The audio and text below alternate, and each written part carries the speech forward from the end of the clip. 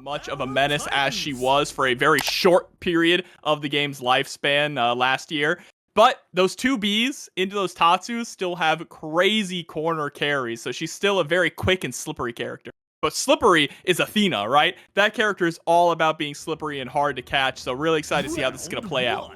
Ready? Yep, we're gonna get the Shermie at point to match up against the Kula though. So Shermie is tough because she has to bank it on that 214 or that 214C as a reversal or a reversal command grab. And against a character like Kula, who we've seen at her height be one of the best point characters at the height of the game, still has that great capability once they have you in that corner offense like we see from right now in Tamago. So it's going to be tough to see if Shermie can find the way out. But 214G, the heavy axle kick going to get out of there. But nice raise spin to counteract the light version of that move. Oh no, and Shermie, fortunately, going to end up losing out there. Mi amor, she's down and out, at least for game one.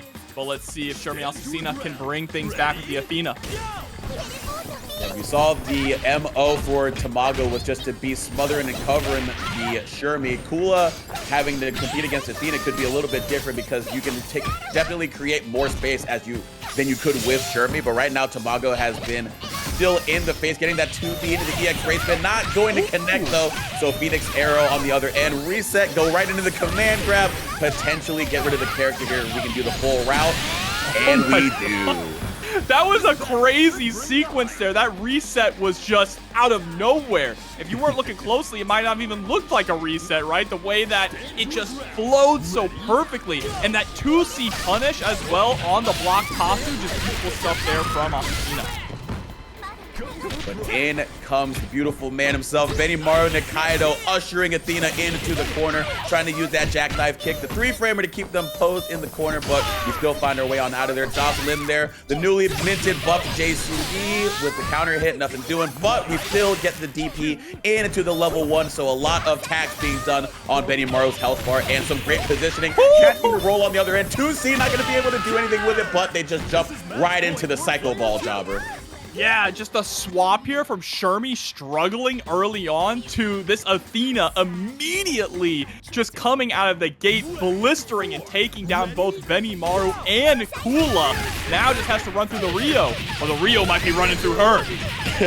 Yeah, just run up immediate parry on the Psycho Ball, just saying, I know what Athena players are, I know what you want, and I'm just gonna make it so that I'm already in your face. The frame trap with the 6A gonna go into the heavy DP. Don't even need the level 1 Ranbu. And Rio, as quickly as he's come in, Athena is going to exit stage right and bringing in Leona.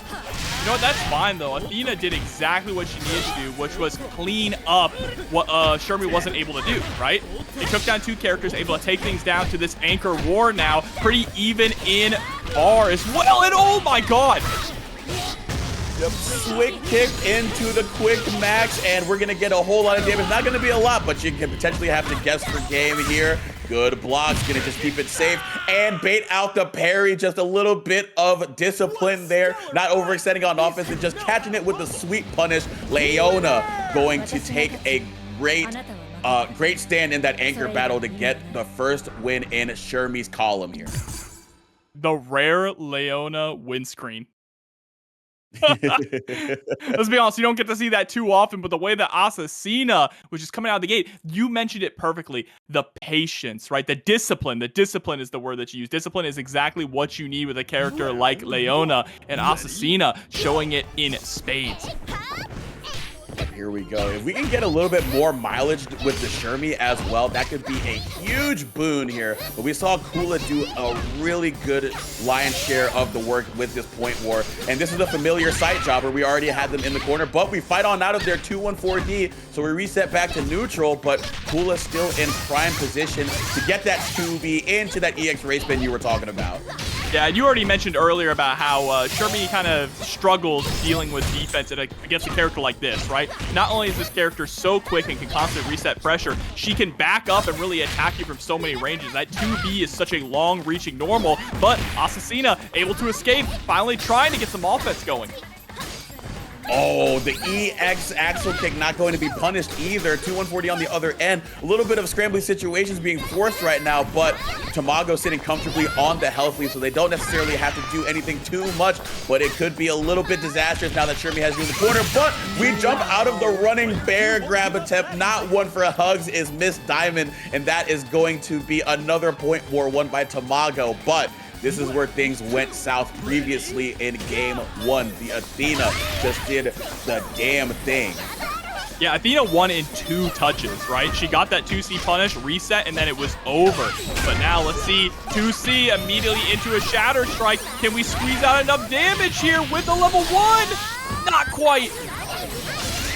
Spot. Oh, good reflect on the cycle ball attempt to get the round over as soon as possible. The Phoenix Arrow on the other end not going to work out. Gonna get a full punish and some great corner carry to make up for not a ton of damage, but we're still in a great spot. But guard cancel to chip out the rest of Kula's life bars. So no, not a huge deficit in terms of life bar, but still a little bit of a chip done. And Benimaru gonna come in with 2.5 bars. Jobber, how is the guy going to fare against Athena this time around? I mean, Athena is coming in with no meter at all, so that's a big boon for Tamago, right? If we can just get a solid hit, a solid knockdown to start running our offense. But so far, things have just been stuck in this scramble, and Athena does shine a lot in scrambly situations. Absolutely, and can really function well if they're able to create space as well. It's gonna matter a ton in terms of what the game pace is, and especially if they can get a quick health lead and make it so Tamago has to extend more in neutral to get their touches. But a quick little jump in, and that is going to be all she wrote for Athena. So already making a liar out of me, just saying that talking point is moot. So Leona gonna have to come in here and get rid of 2 characters instead of 1. Well, that was very, very smart there for Tamago, right? You need to delete this character as soon as possible to make sure she can't run away with the game. And now, going up against a character like Leona, Benimaru can play much, much more patiently. Even more so now they have the health lead. As quickly as they got it, it's gone now. Couldn't get the full confirm though, so Tamago gonna be able to DP their way on out of there and cross up as well for good measure. The JB going to hit, going to the level 1. Going to get the light DP, try to get them out of there, but we roll out of harm's way. And we still have an opportunity to get a quick max combo. Leona going to potentially get rid of Benimaru, and that is exactly what she's going to do.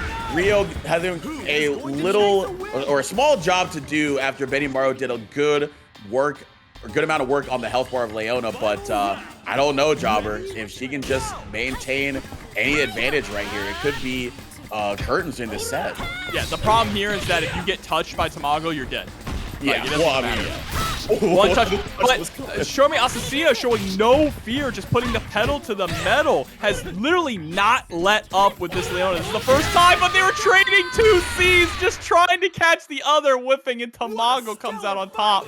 These two know how to both of them just reaching up in the air, trying to give each other a high five. Just a little bit awkward on the timings there, but at the end of the day, Rio's just like, you know what? I'll just complete this interaction for us, and we'll just wrap things up and get over to a game 3 here. As Rio going to win the anchor battle this time around with less of a Herculean task ahead of him. But we're gonna go to the order selection. Let's see what's gonna happen. The Athena, once again, sort of similar to what we saw in Ranker in the earlier set. Once they dropped a game, they felt like the character that was doing the most work is going to be much better served at point.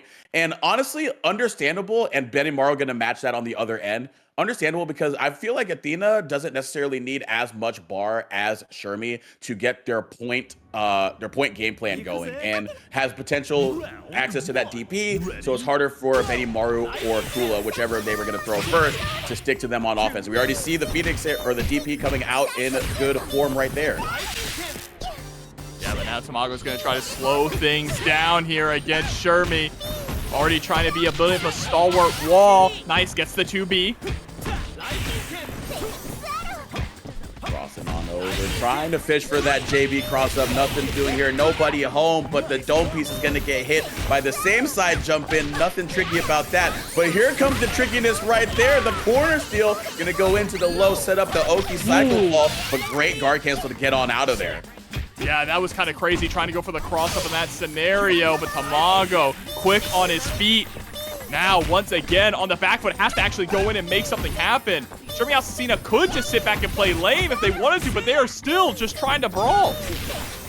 Yeah, you talked a little bit about it in the previous game when Leona was out and they had the commanding health lead. They were definitely, or not the commanding health lead, but they were definitely in a position where they could have taken it a little easier, but like I said, just holding strong with the aggression. And that could potentially be to the detriment of Athena here, but we're just gonna go right into the toe tap Tourney to get rid of Benimaru and force out the mid Kula this time around.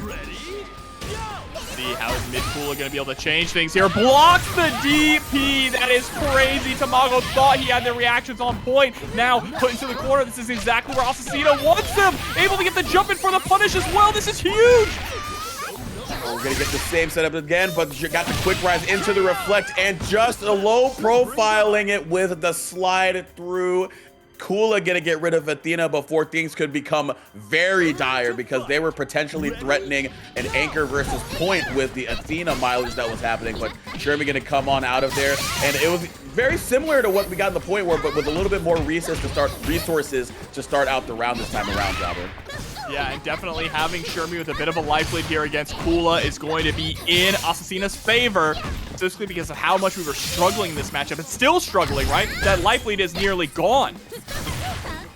Yeah, in a similar fashion as well, too, just being immediately ushered into that corner. Or a great conversion off of the 2-1-4D counter hit, go into the 2-1-4A, and then wrap things up with the level 1 Kula on out of there. And yeah, we're going to be seeing Rio having to go through both Shermie and Leona now, but 3 bars is more than enough for him to get the job done here. This is still the biggest lead that Asesina has had yet. Has always been fighting on the back foot too far through this entire set.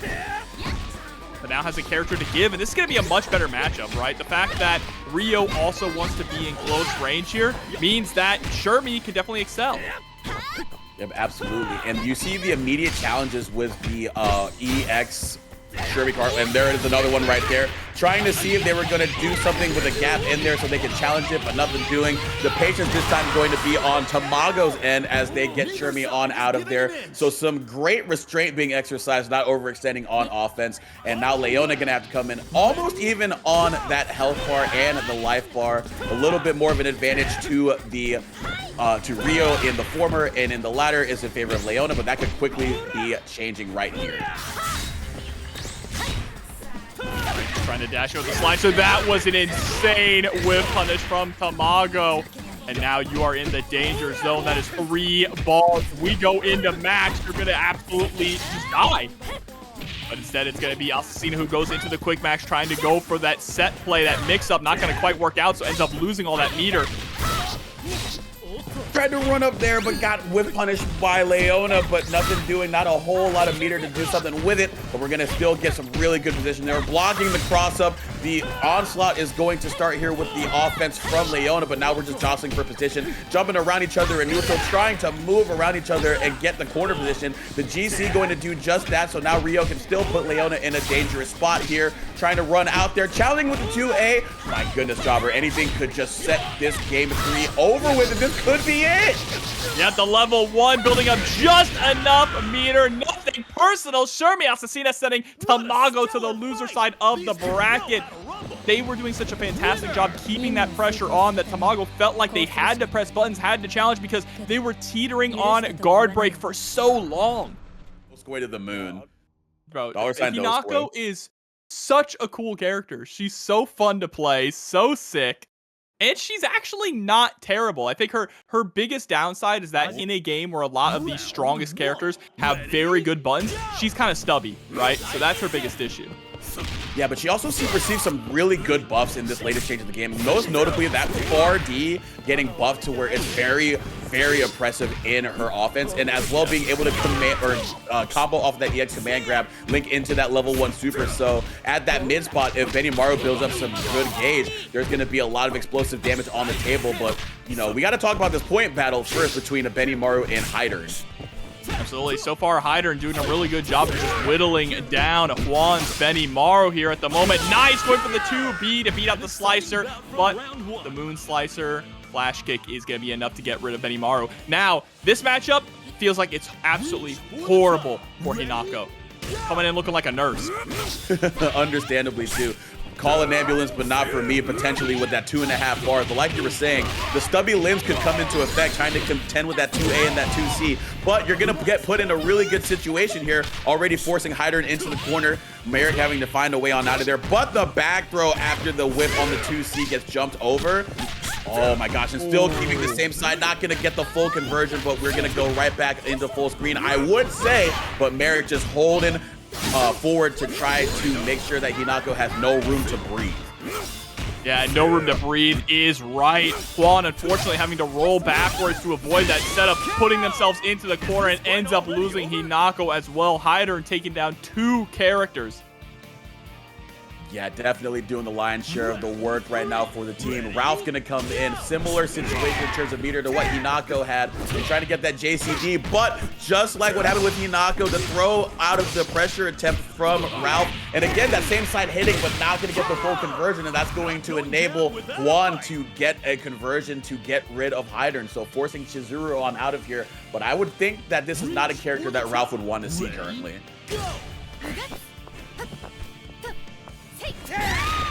There we go.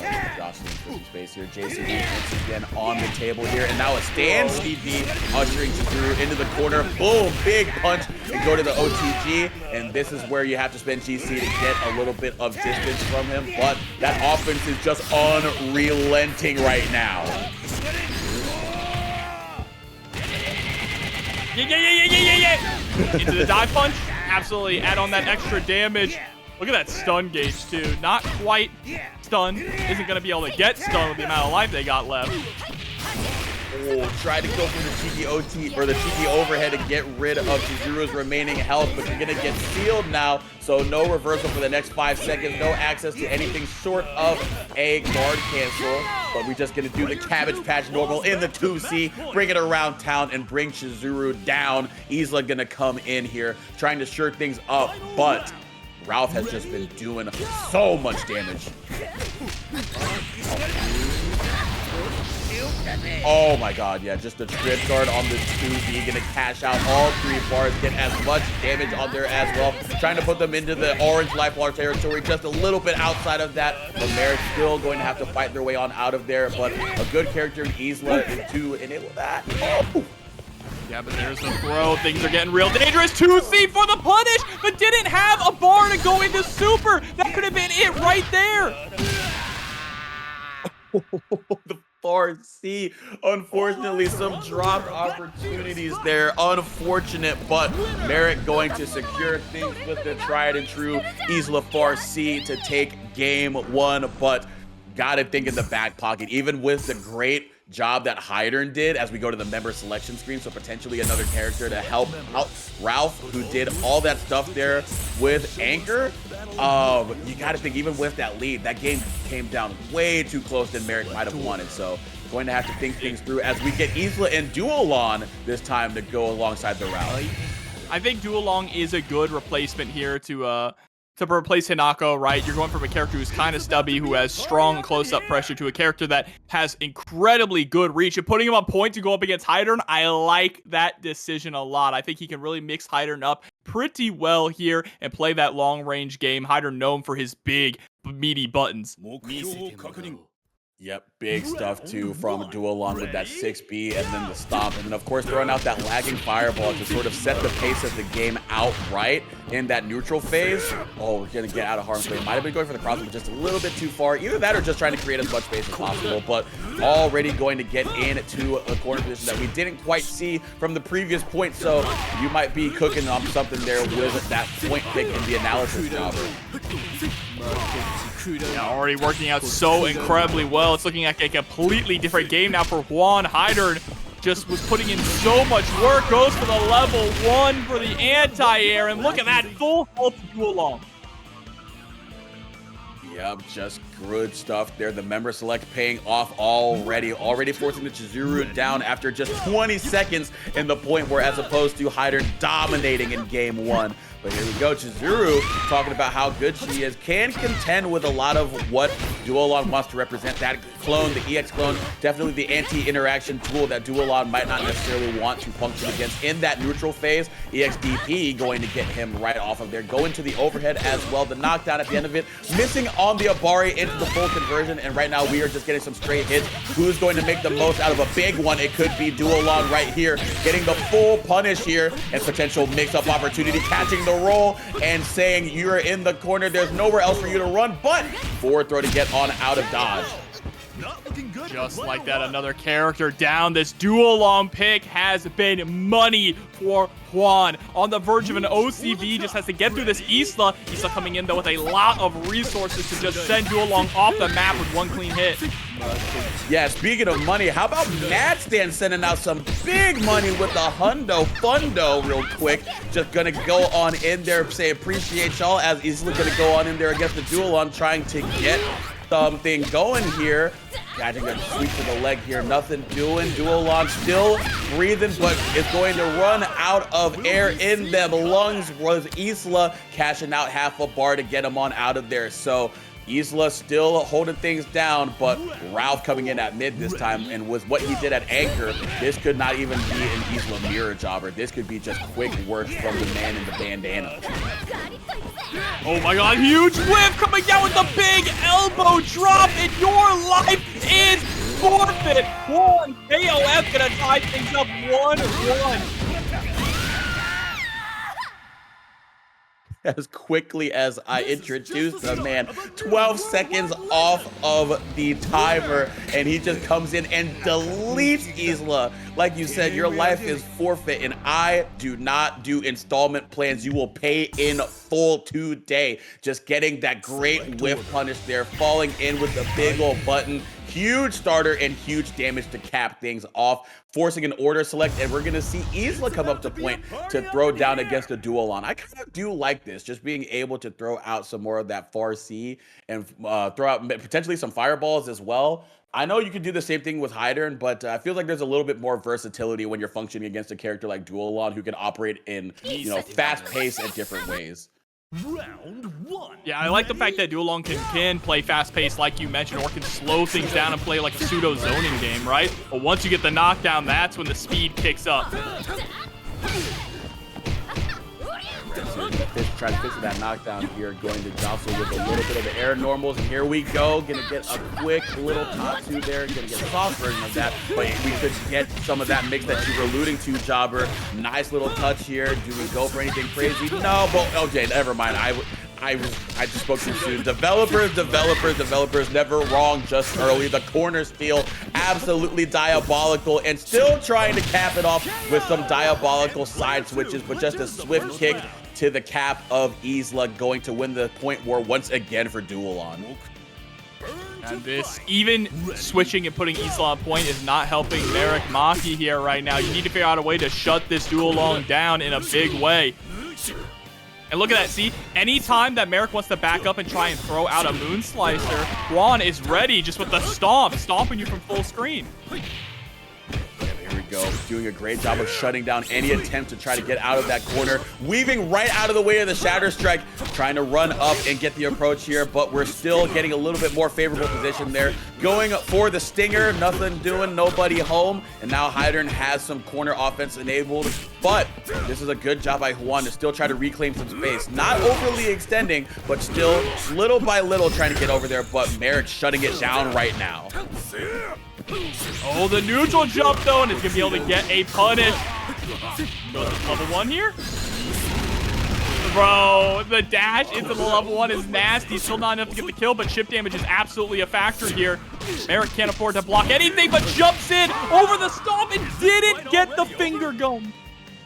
That is so tough. So many confirms, not just in this game, but in the games prior, especially with the Heidern, that would have given them much more favorable situations for them to capitalize on. But again, this time is going to be a very lethal mistake here, but going to correct that right there with the good challenge. The two-way going to get the full combo into the DP to finish things on out.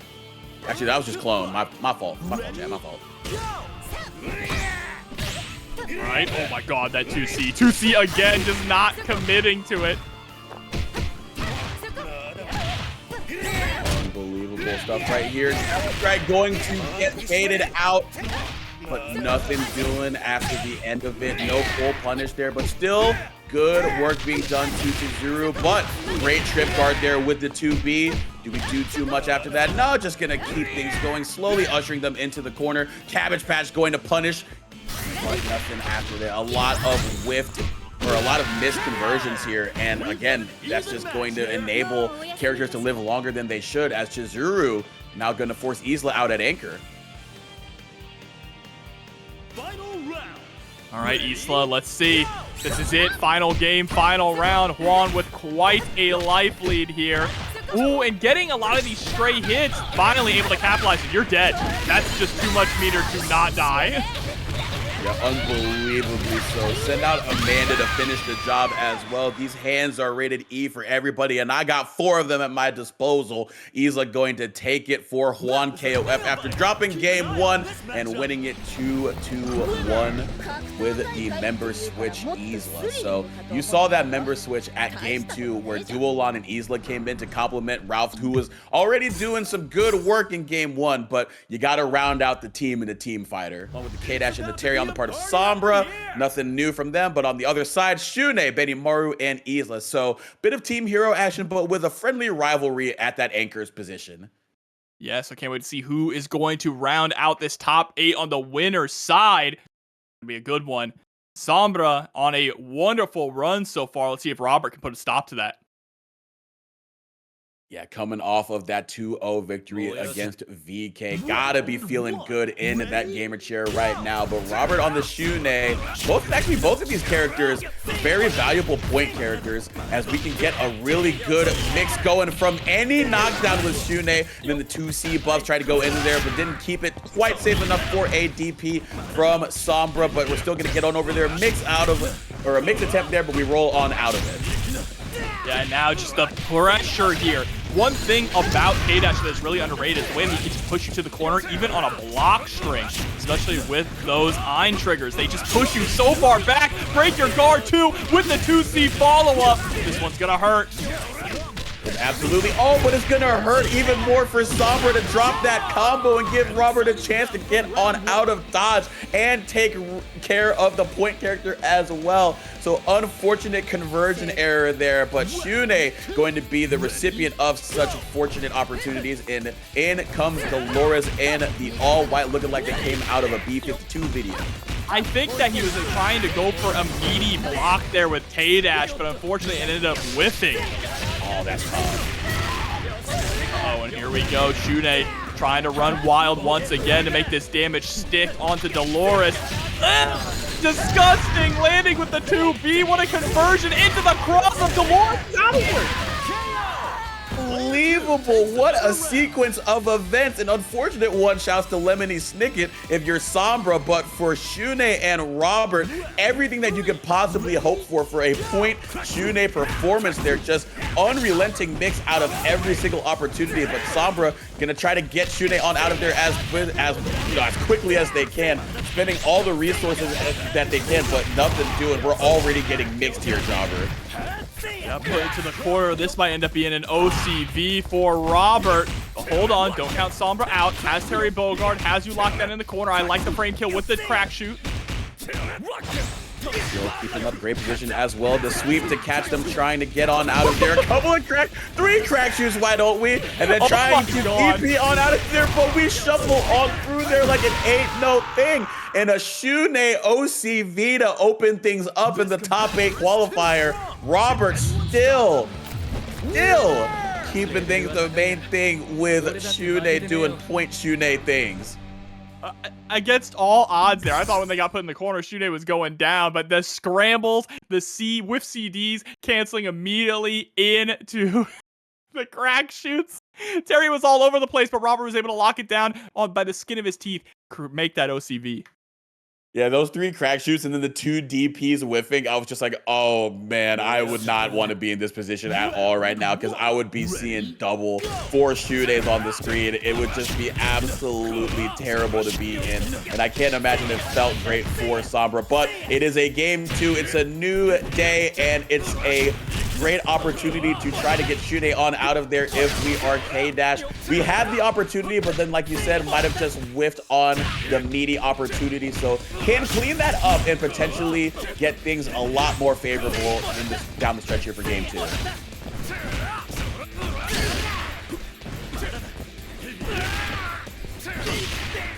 Alright, there we go. Nice jump in, getting out the anti-air opportunity, and then just gonna full send right there, and this time get the corner combo in full to get rid of Shun'Ei. So the problem has already been eliminated from the previous game, but yeah, Benimaru is still a problem for anybody.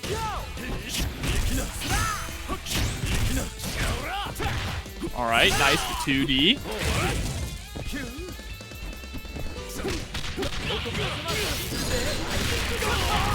Gonna fall up here with the DP, absolutely. But one clean jump in there from Sombra, and suddenly the tables have turned once again. Oh, into the close C. Benimaru, Robert caught pressing on Wake Up. Nice roll out. Oh, the stare down, but the 2C comes up from Sombra once again to get rid of Benimaru. The tables have turned. Before we saw a Shun'Ei OCV, now we might be seeing a K-Dash OCV.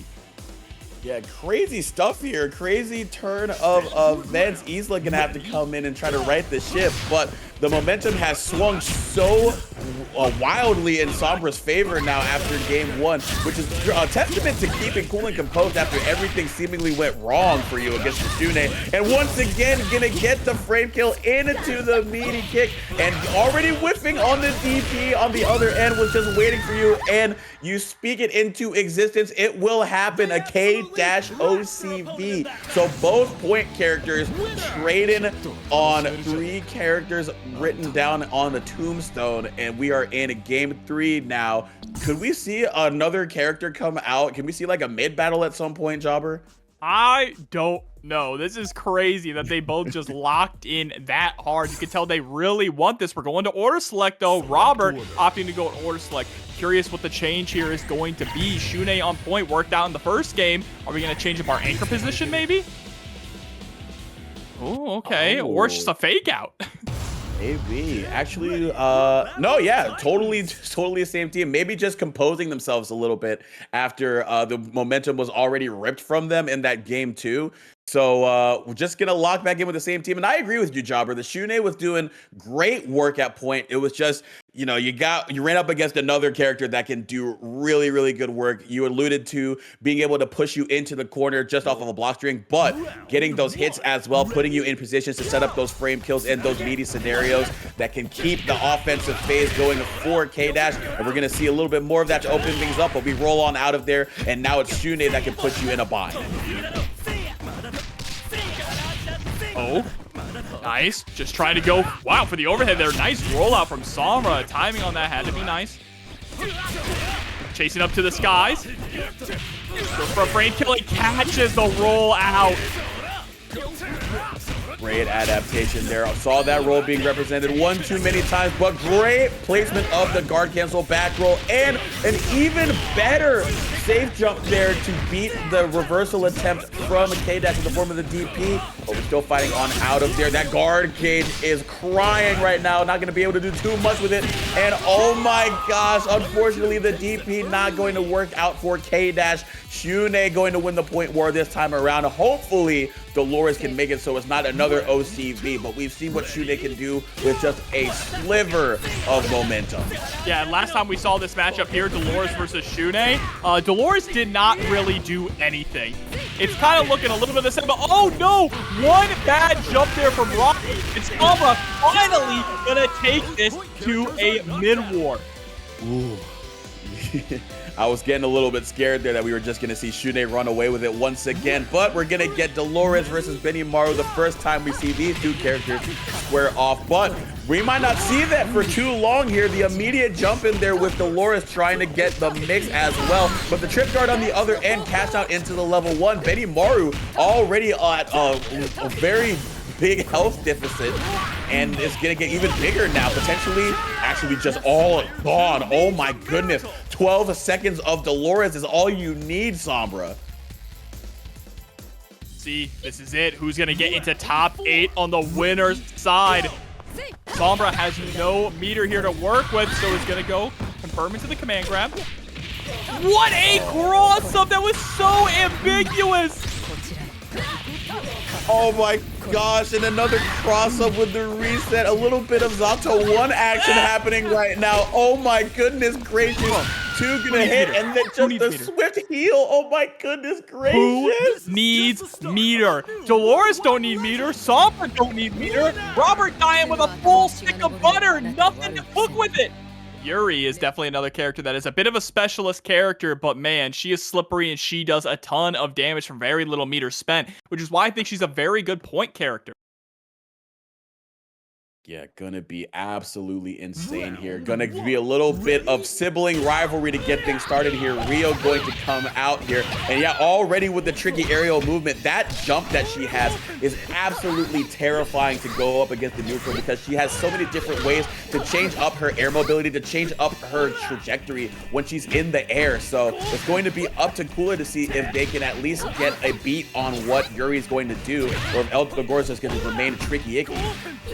Yeah, we'll have to see. Right now, doing a good job with those 2 Ds, using it as a defensive tool to get out of the corner. And a lot of these dive kicks for positioning. Not a terrible dive kick at all. And also JD, but a little bit too high to complete the conversion at the end of it. So you're seeing Dogor still being very tricky, just floating in and out of a space, potentially trying to bait or goad Kula into letting it rip with an anti-air DP and then catching them with a punish at the other end of it. But right now, it's been really tough here, but great 2C there. And yeah, there we go. Try to get the 2A as well. Good use of the DP to prevent the ambiguous situation from going in a tough spot with the crossover guard cancel. Oh my gosh, but we're still so close. And yep, there it is. There it is, finally. Baiting out the DP and just a little bit of a booty bump to get the point war for Yuri's favor. And that was baiting out the DP with the air fireball. So I think the idea there from Kula was trying to DP through the fireball to hit Yuri in the air, but just unfortunately that DP doesn't really move forward for Rio. Yeah, good note there, Jobber. I didn't consider the multiple levels of coverage that they might have just been trying to address there with that air fireball. The terror that is Yuri in the air is going to be taken out by Duolog though. And we were talking about the previous set with 2 characters that can do a lot with just a little bit of momentum. This is one character right there, but Rock coming in with a good old 3, almost 4 bars. There's a little something that he has access to in this state that could potentially swing the tides very much in his favor, but Kula trying to shut that down before it can even become a thought. Oh, trying to chase down. Nice, I love the meaty fireball.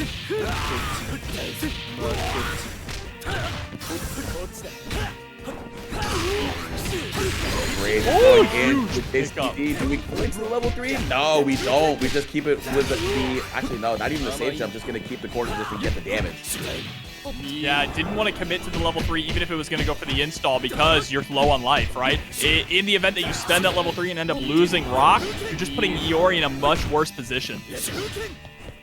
True enough, yeah, just being a lot more meter conscious than you're being very meter conscious of the moment right there, just saying, hey, now that Iori is going to come in as Rock goes down to the Duolon, has a heaping, helping, almost full stick of butter potentially to cook with. I gotta borrow that from you. That was eloquent. That was eloquent. I'm gonna take that. Uh-oh, but here we go. Shoved into the corner. Goes for the meaty fireball into the instant overhead. Absolutely disgusting work here from Kula. I'm gonna admit I've never seen that setup before, or if I have, it's been very few times because that was absolutely absurd. Oh, but here we go, absurd. No! Okay, but they were trying to bait out that hop there, got the full jump, so they jumped on over the level 2 attempt into the fireball, and still going to be able to be fine at the other end of it. Duolon gonna come in and clean things up here in game 1 for Kula. And this duolong has been just something else, I gotta say. This is a character who people were so excited for asking for him for the longest time to be in 15. And when he finally dropped, he didn't really make a splash, right? It was very underwhelming. He kind of sunk to the bottom right away and was not really played. But after a couple of patches and getting some really strong quality of life adjustments, these duolong players have been really showing how strong this character actually is. He takes the work, of course. He is a specialist character, but if you put in the work, he is disgusting. Yeah, unbelievably so. I believe in a previous event that I was watching where Kula was representing the duolon, a lot of talk was being like, who is currently one of the premier duolons here? They threw out names like, you know, Maki, they threw out a bunch of different names, but Kula came up every now and again, and like you were saying, has put in more work than many people have with this character, and that is required to get the full potential that you are seeing right now. But Yuri, the other specialist character that did really well in that point war up until Duolon came in, could potentially keep things very much in Dogor's favor as they are right now.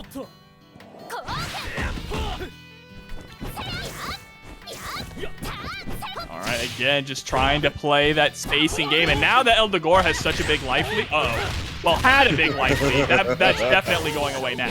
Oh no! You had it, double commentator curse. Oh my god! You know what? They picked it up. Kula cleaned it up. That should have been them dying right away, but they were able to clean it up here. Still has Dogor down to 1 touch.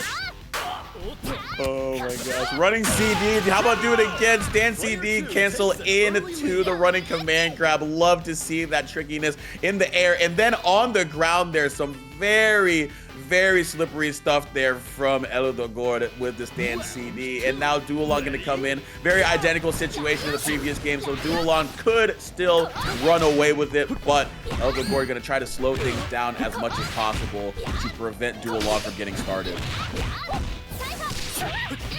Oh yeah, but there's the poke out though. This battle should bring the hype.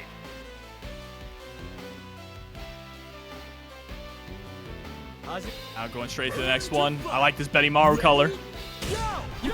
Oh yeah, I do love me a man in pink. It looks very slimming on him. And loving that air throw as well. Just gonna call out the jump from Kula, but still gonna be able to reset into neutral. Both of them are still trying to move around each other, jockeying for an advantage in this phase of the game. Nothing doing right now, being very careful to sit out of each other's effective ranges here. Yeah, we're just trading position, but a DP could get things started for Benimaru here. Oh, and I love that guard cancel just to push Kula into the corner. And Benimaru gonna get a nice confirm. Tries to catch the roll and gets it with the 2B.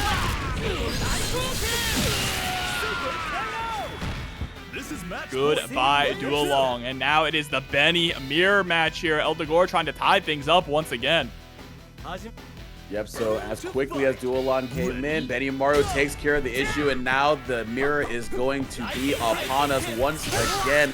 The character that many say is the best in the game being represented by both parties, one on anchor, one on mid, and Kula just going to usher the other one into the corner right there, catching the roll on the other end. What a large 2B to catch them. Dogor did that previously against Duolon, and now Kula gonna get that on the other end. And look at all of these great kick placements to stop any sort of momentum from Dogor. And one more to cap things off there with the sweep punish on the Raijinken. Wasn't even a punish there, just caught them trying to do something or just standing after the air Raijinken. And now Iori going to come in here, but Kula doing the job with Benimaru. Alright, 2B into 2D. 2D once again into the slicer. Really, once again, like you mentioned, jockeying for position, trying to find that one hit. And the 2B gonna catch here for Kula. Now they can start running that game plan. air throw, but we're just going to DP on out of any sort of advantage gained from doing that. Jumping right out of the way of the command dash. Going to get the level 1 as well. Another one as well, but oh, maybe just tricky setup or just miffing on it. I don't know, but the trip guard, I do know that this is going to be potentially a ton of damage going into the quick match. Gonna go in to the OTG. Safe jump on the other end of that. We hop on over the fireball. Kula undeterred, and the exemplary display from Benimaru continues in game 2. So that is going to be winner semis going to 2-0 in Kula's favor. And the evil trio when the game launched, one of the top 3 characters in the game, and then he got sent down pretty hard, and we never got to see him. But in this current version, being able to see so many different characters shine at high level, including Terry, is wonderful. Yep, it's the birthday boy, so what a better stage than top 8 for him to get his flowers and potentially get into a winner's final spot here for Sombra. But Juan KOF with the point. Duolon gonna try to put an end to that real quick here, and it's gonna be up against the K-Dash here. So the point war jobber is going to be very critical, because both of these characters we've already seen in one hand or another, or one player's hand or another, have just been able to absolutely steamroll if they get the chance to get started. That was a nice DP, but unfortunately put yourself into the corner. Smart, quick on their feet though. Sombra was able to immediately start applying that pressure. Look at the guard gauge. Juan just trying to escape, finds a straight hit, and is able to convert that into offense. Here we go. Oh, DPing the cross-up attempt there from Duolon. So the mix going to be disrespected by K-Dash. And that's something that we saw a lot of Sombra up against, I believe it was the Shun'Ei previously, where they were just doing anything to sort of avoid having to guess. But this time just stands in the same place and getting the 5C. Might have been looking for getting a sneaky throw in there. So got the full got the 5C, but not getting a full confirm off of it. So Juan KOF gets to live a little longer than they might have potentially been able to. And Duolong going to win the point war. Right, yeah. I mean, Duolong has been, I think, the MVP so far tonight when it comes to characters. Absolutely. Just seen him at both point and mid be so strong for both Kula and Juan KOF. And that strong display being showcased right now up against the Dolores. What is the mix here? Whatever it is, you just didn't block it, going into the low same side. And yeah, I thought that was cross-up. I got hit as well. Stun on the table as well. And it is being served up full course with a side of mashed potatoes, fully garnished and buttered. We are eating good right now with Duolon. One of the things that you see Juan slipping in as well is that standing low. That standing low is so sneaky, comes out so fast, and you think you're safe because you're eating these buttons from Duolon, but then just that 5B catches you off guard. Speaking of guard, that guard gauge was coming down against Terry, so we're just going to do everything that we can to try to get Duolon out of there. It does take a little bit of resource, but when you're going up against a character that was running away with it, you pay the premium every single time. The Rio coming in as well. You want to talk about explosive damage. This guy has a whole meme to him that I don't want to mention on stream, but all the KOF knowers know what I'm talking about. Oh, nice 2C, preventing the jump in. CD, gonna throw him into the corner here. Terry gonna get started here, Jobber.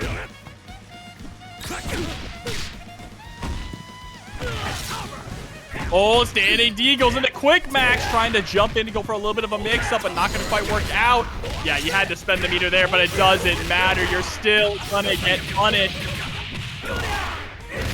Don't think they can. Actually, no, never mind. Level 1 Rambo. Is this going to be enough? Don't believe so, but you're still in a very precarious situation. Rising tackle on out of there.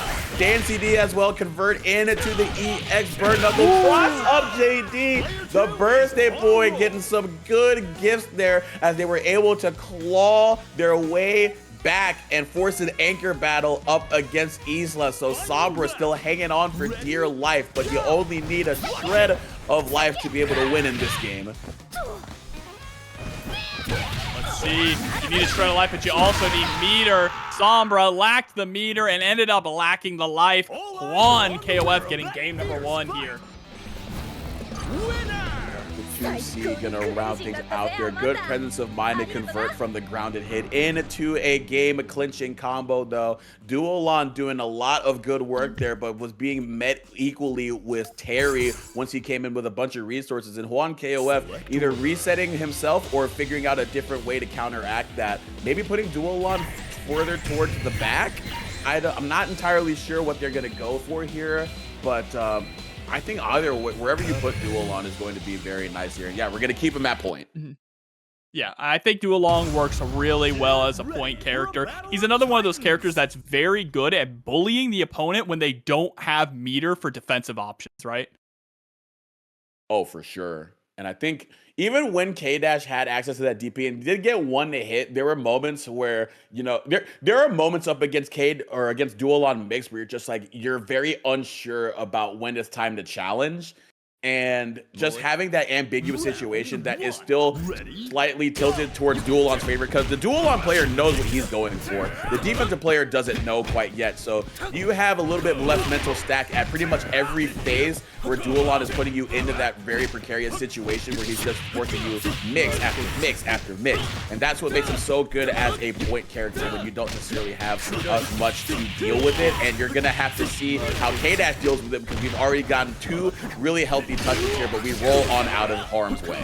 And now sent right back into the corner, though, and just one little mistake like that can turn things sideways. But Juan doing a fantastic job fighting with their back up against the ropes.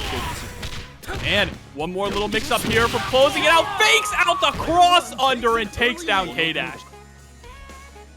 Yep, unbelievable stuff right there. Dolores gonna have to come in against the healthy Duolon once again. And this is gonna be a tall task. Once again, you talked about it so much in these previous sets with Duolon. Doesn't necessarily need all the help or all the meter in the world to get started here.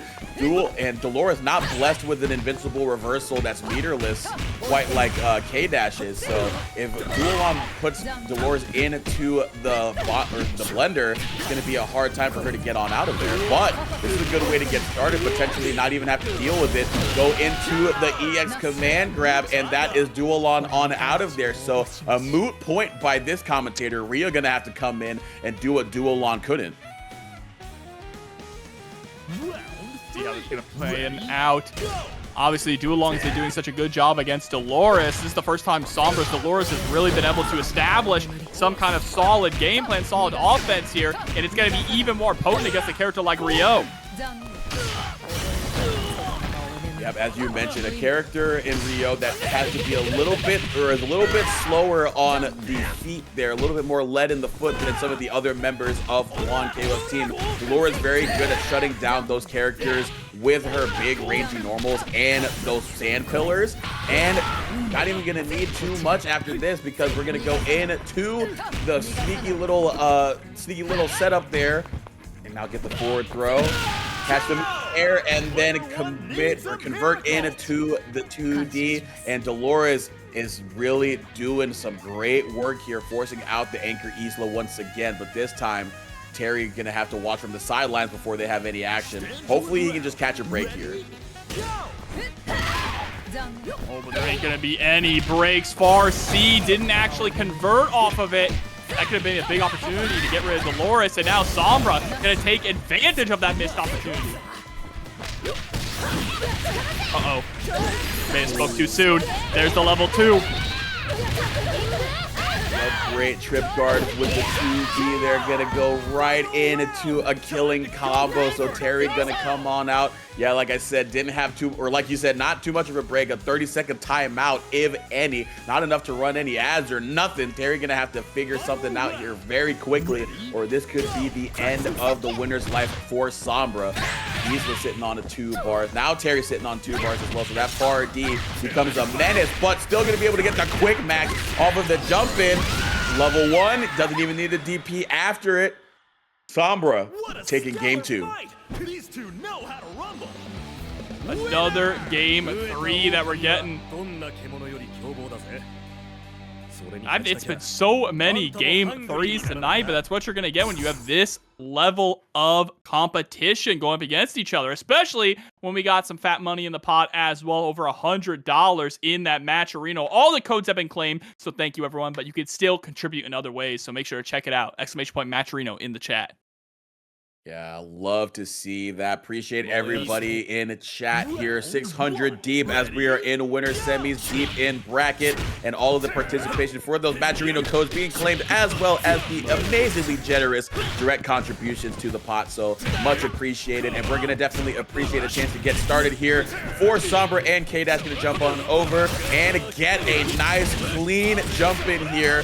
Great corner carry as well, putting Duolon in an unfamiliar situation than what they've been put in this set, with the back to the corner and K-Dash doing what they do best. But it's over just like that, and it's only beginning for Duolon potentially here with the mix that catches the roll on the other side. A swift punch right to the shin, and just as quickly as it started, it is stopped. Duolon winning the point war. Let's see, Duolong again. I don't know how many times I'll have to say it tonight, but is the MVP of this tournament, both for Juan as well. Here we go. Gets this. Was that a crossover for same side? I couldn't even tell. I couldn't tell either, but they could tell that it was a little bit too high for them to get anything off of. So great throw there by Sombra and the Dolores, but the trip guard going to come in clutch here for Duolon. Gonna put them in some very dangerous mix here, somehow finding a way out. And how about somehow another hundo being posted to the Matcherino by Cracker 122. Very much appreciated. Thank y'all so much for your generous contributions to today's awesome action. Already a fat pot now, definitely going to make these players play even harder. Sombra able to take down the Duolong, still is sitting on a ton of meter, a full stick of butter as well, going up against this Rio. Unbelievable. My head is still spinning from that hundo being posted once again.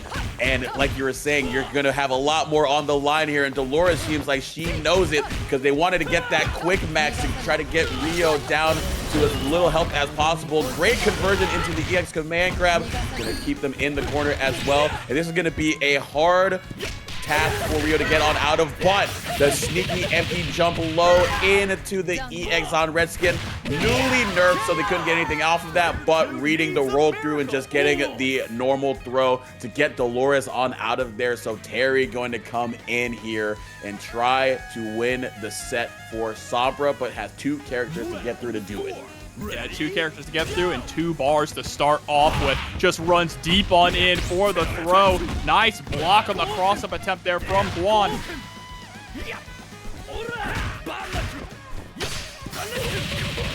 Anywhere Jogo with the EX rapid punch.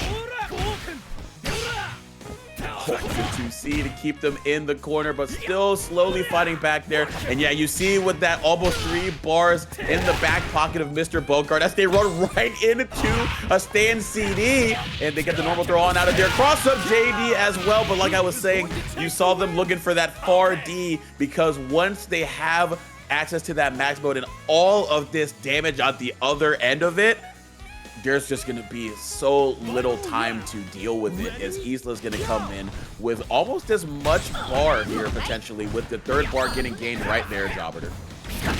It's still trying to fish for that 2C. 2C once again. Sets up the paint can. Sombra, with the level of meter that we got, really just needs to find 1 or 2 hits, but it's not going to matter. Juan KOF is going to be able to close things out here with the super. Moving on to winner's final. Yep, we saw that roll get caught by Duolon up against K-Dash, and 2 different characters on screen, still identifying the player habit, still having the presence of mind to be looking out for that roll through opportunity, especially with that point Shun'Ei. We saw how good it was in an earlier set on stream, just being able to get even just a simple hit like a 2A and turn it into just unrelenting mix that you just got to guess your way out of, but easier said than done. But that's going to go up against the playstyle in Silvera, which is a lot more defensive based and just trying to create space and bait the opponent into an overcommittal mistake. But right now, you don't have the space to create when your back is up against the wall. Trying to slowly fight your way on out of there, but being met with the 2A, but great DP to try to reverse fortunes, and then the JCD neutral to just at least give yourself a little bit of time here, but the rehop getting checked, and Robert maintaining that corner position. And like I said, you still got to see what's on the other end of it. Not going to be quite enough to kill, but one more hit is all you need. Yeah, and I think playing defensive against a character like Shun'Ei is just not the play. It's not the play. Shun'Ei is just so overwhelming that when you're blocking against him, you are losing. Fair enough. Yeah, look at that. Can't even block right there because you got the run-up toe tap. I think that was a punish as well. Good block there, though, on the 50-50, getting the overhead. Once again, passing the block check, but still, that guard gauge is crying potentially, and you're going to see, yeah, you're going to have to roll on out of there, or else that guard gauge is gone, but the damage is already being done to that health bar. Advanced strike, maintain plus frames, rolling out of the way, potentially looking out for a command grab or another reversal, but we're still going to fight our way out as Blue Mary Jobber. Yep, and there's the arm breaker as well, dashing in, trying to keep Shun'Ei grounded here in the corner, but the blue hand coming out with the EX, just making it as quick as possible to catch Silvera. Blue Mary is down and out. We're on the verge of an OCV. Round 3. Ready? Go! In comes the City of the Wolves boy himself, Rock Howard, 4.5 bars to potentially do something diabolical with. But how about diabolical mix once again from Shun'Ei? We say diabolical like it's something that we haven't seen before, but this has just been Robert all run long.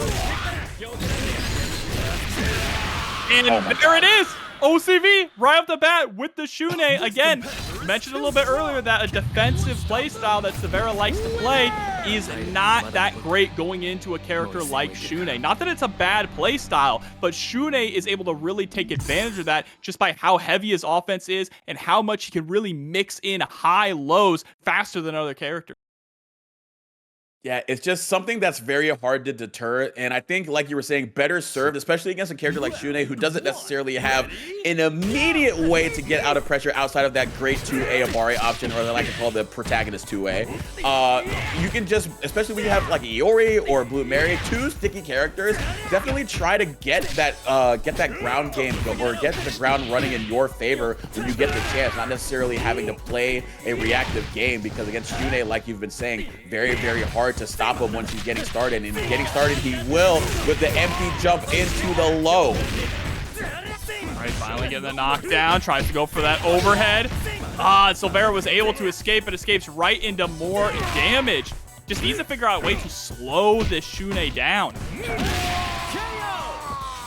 But it's not going to be done with Iori. Underground Fighters, the team that is being repped by Silvera currently in chat, cheering on their player, but going to have to cheer a little harder for the Blue Mary to come on in here. But got a good bit started there, but it's just reversed right there. And okay, I like that from Robert there. They saw earlier when Blue Mary came in, the first knockdown, Silvera went for a throw tech, and they baited it out, but wasn't able to get the full confirm. So Robert, once again, trying to keep it up there, but nothing doing on the other end. So Silvera still switching things up, rotating their defensive habits, and keeping Robert guessing to keep themselves in the driver's seat and a potential to get Shun'Ei on out of here with the Blue Mary. But like you were saying, being hawked down when you're trying to create space, not necessarily the greatest thing in the world, but the 2A punish on the big red hand.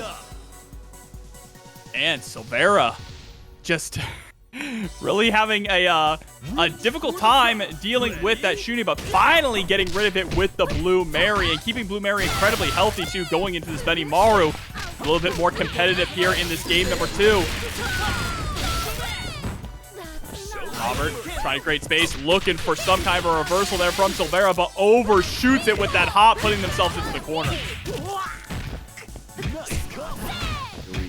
Trying to go for a little bit of stagger pressure here. The double hitting low going to connect. Couldn't confirm off those 2 hits. Neither could they confirm off of the command normal. And again, just missed opportunities there going to enable Benimaru to get rid of Blueberry. So that is very unfortunate. Missed opportunities there from Silvera, but can't think too much about it right now because they've got Rock 5 meters in the sock. and hopefully we're singing Sweet Magnolia if we can get an install here. Otherwise, Benimaru could just run away with it, and a trip guard 2B could be the chance for it to happen, but no, we're just going to go into the level 1 safe jump, Jobber. Yeah, I just wanted to try and get rid of the Benimaru as optimally as possible. 2C there, catching Benny at the height of the jump. And now in a very strong position. Just needs to find that last touch. Oh no! Thought that the ult was going to be gone. Tried to rush into the punish, but got flipped by it. And Robert taking full advantage. Catching the whiff on the 2C with the very well-placed empty jump 2B. EX command grab though, but went to the other side, wasn't quite ready to adjust the routing, and that is so unfortunate. Almost had something going there, but could not quite get the break on the DP break. And Robert is going to use Benny and Shun'Ei, team hero representatives, to continue writing their story a la Cody Rhodes in loser side 2-0. For a change, the main streets of Providence at nighttime. You know, it's getting nice outside. We're throwing a little something on the grill. Well, not where I live because we're gonna get some tornadoes soon, but it's about time to throw some. It's about time to throw some stuff on the grill. Just get some Frankie Beverly and Maze on the jukebox here. So we're gonna go outside, get a little bit of a cookout, but we're gonna see who is cooking here as we get into winners finals between Juan KOF with the Duolon and Kula with the Rio.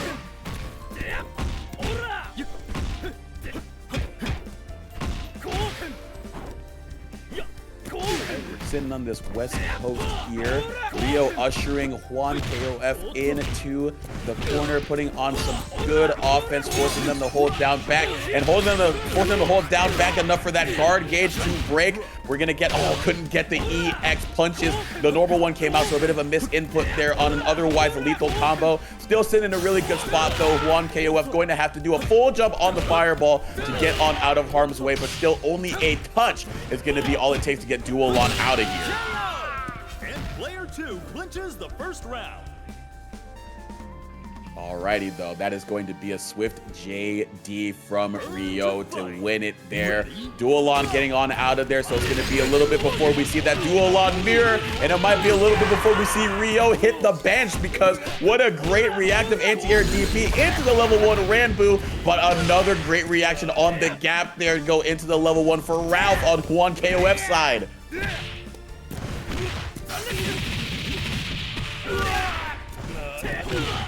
All right, here we go. Still going to keep things going here for Rio. Put them right back into the corner. Got the parry, but still was not able to get anything behind it. Not trusting the hit. Ducking underneath the 2C. Rolling out of the way of the double punches. And we're going to get a whole lot more punches. Level 1 Ranbu Kula running away with the point. Rio right now easily going to have to come out. A whole lot of bar to do it, and not a lot of life on Kula's end, but it hasn't really seemed to matter so far because Kula with the point Rio has just been absolutely phenomenal. But 4.5 bars. Oh my gosh, yet another backdash into the anti-air DP. Level 1 Ranbu. Kula cannot be stopped with these DPs right now. Oh, with the parries either catching the falling normal from Isla. It seems like Rio could do no wrong, slowly cranking down that guard bar, but running up on the recovery of the parry, finally finding the right spot to challenge. Isla getting Rio out of there, and now Duolon gonna have to come on in here. But we all have seen what Duolon has done for Kula to this point, and it could be over just as soon as it begins. But you could say the same for Isla, still maintaining a healthy amount of meters. So any land of a far C or a jump in from Isla or a counter hit JCD. Oh, as I say that, the level 2 from Amanda going to whiff, going full off screen. That is so unfortunate, but we are fortunate for Hawkstone given a $5 contribution to add to a great pot that we have for our competitors so far. An unfortunate trade, but still able to get the level 1 here, Jobber. Yep, gets the knockdown there, tries to go for the cross-up, double cross-up. Great defense here from Kula, not being cracked open, even the advancing strike, and they have to go for the guard cancel to try and avoid the guard break, but it is inevitable. Ooh-wee. Isla. It was looking really tough there. The Rio was doing so much work, but The anchor coming in with all that meter. Still has a good amount of it, but the Benimaru is going to be coming in response with that anchor position. So we're going to see what happens here. Jostling for position. And again, using that very good 2B for the trip guard here.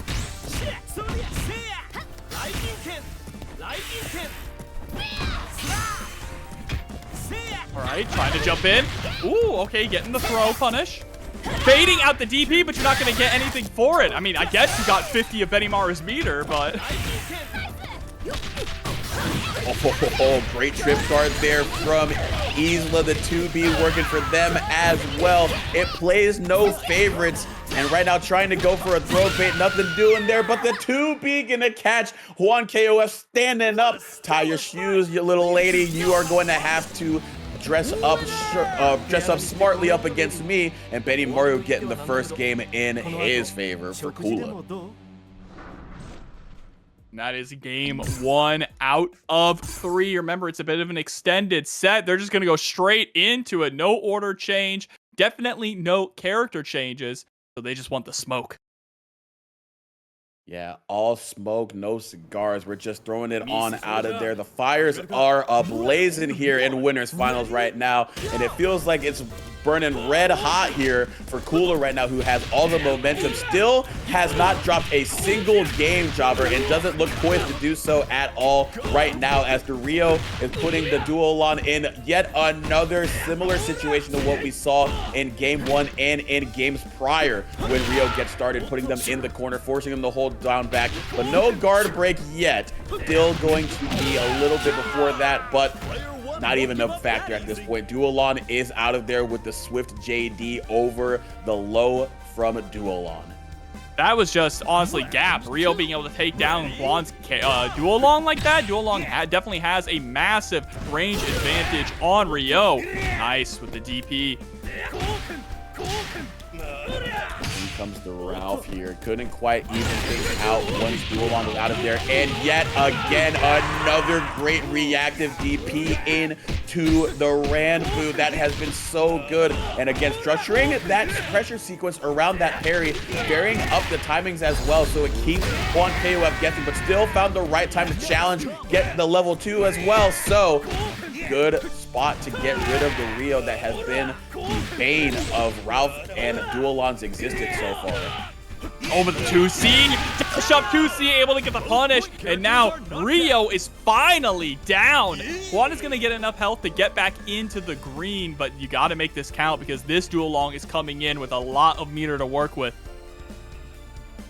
Yeah, he doesn't even need all of that to get started either. It's literally just a bonus for the man at this point, but a good swift kick. Oh, but we just run up and get started saying, I will not be deterred. Health life be damned. I want to match some buttons. I want to run offense, because when I run offense, I can do this to you, put you in the juicer, and it's only 200 calories because we eat smart around here. I'm Duolon. Look at my slender figure.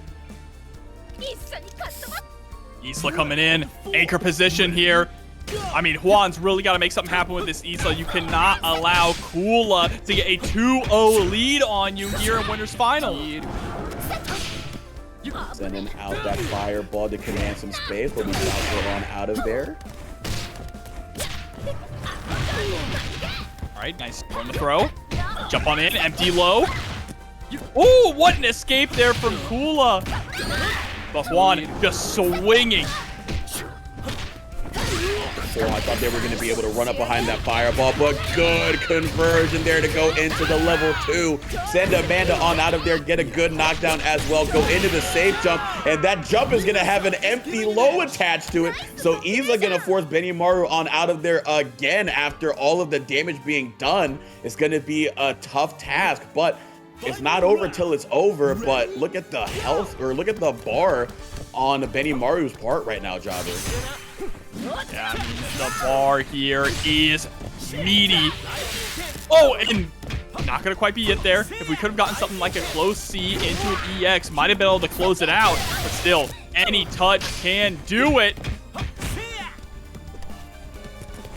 Dangerous right now for Isla to be in, and that's gonna be game number 2 in Kula's favor, up 2-0.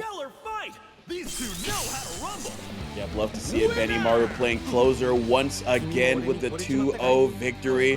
Juan KOF, do we see an order switch? Do we see a mental reset at least? Or do we just go right back on into it? Yeah, we go to the order select. So gotta wonder, what can you do here to get rid of the Rio as soon as possible? Do you put in Ralf, who can also throw down with big buttons and put up brawler damage? Do you put in Isla, who's a little bit more of a well-rounder? Or do you keep it with Dualon and try to play into that range? Oh no! What?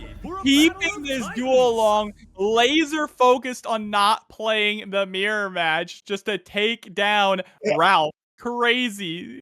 Said, oh, I know you're swapping duel long from point. I know you want this mirror match. Oh, that's so good. I love that. A little bit of gamesmanship from Kula. We'll see if it works out for them. I think, do you believe that it's a similar dynamic to what Dualon versus Rio was on the other end, where Dualon can just sort of outrange the brawler game plan that Rio was going for in terms of how they played against Ralph? Yeah.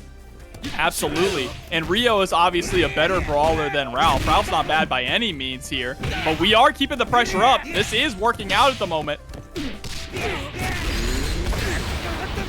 Gosh, yeah, all the chances to fight out, and look how much damage they get off of that as well. The level 1 conversion, and then the Cabbage Patch 2C going to take it. So the point war, this time going to Juan KOF, saying, you know what, matchups be damned. It's been wrong both times around. The range is not important. I just want to run up to you, hit some buttons, and do some damage. And a character that does that is going to be met with yet another kinfolk in Rio Sakazaki. Go for the hyper hop to get in. Nice point blank fireball. Look at the harassment, cranking that guard gauge. That's one thing Kula has been so good at, is getting the guard crushed and capitalizing here now. Gonna go in to the level 1. Oh my god, Jobber. Level 2? No. I think the level 2 would have killed. That would have been insane, but just opting not to spend the level 2. Feeling confident enough to do it without spending all the meter.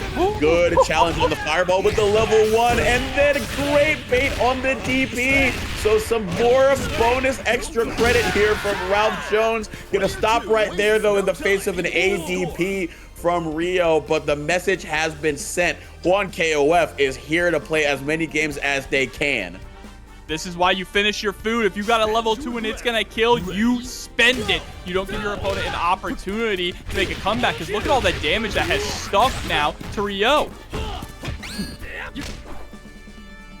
And it could potentially make Dualon's job easy as they come out at mid here. Great use of the big, long-rangey normals that you've been mentioning, Jobber, to keep them stuck in this corner.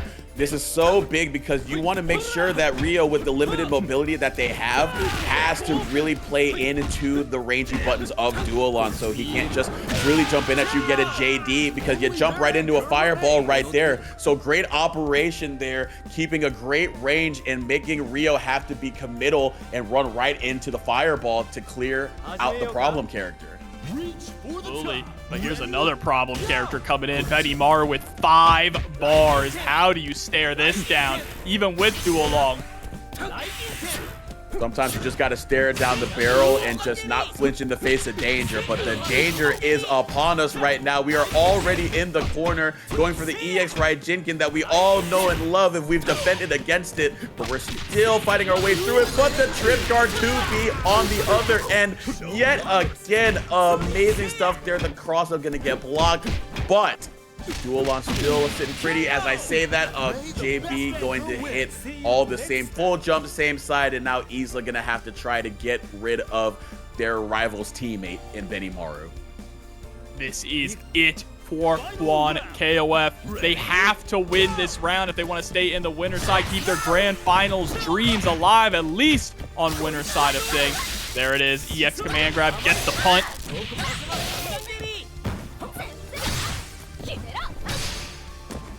Alrighty, mashing on out of there, trying to prevent Benimaru from getting any corner pressure started. Trying to go for the 3-framer to start it, but again, the 2B going to catch. That button has been working out so well for Kula so far. Try to use it again, still using it after the jump in reset once again.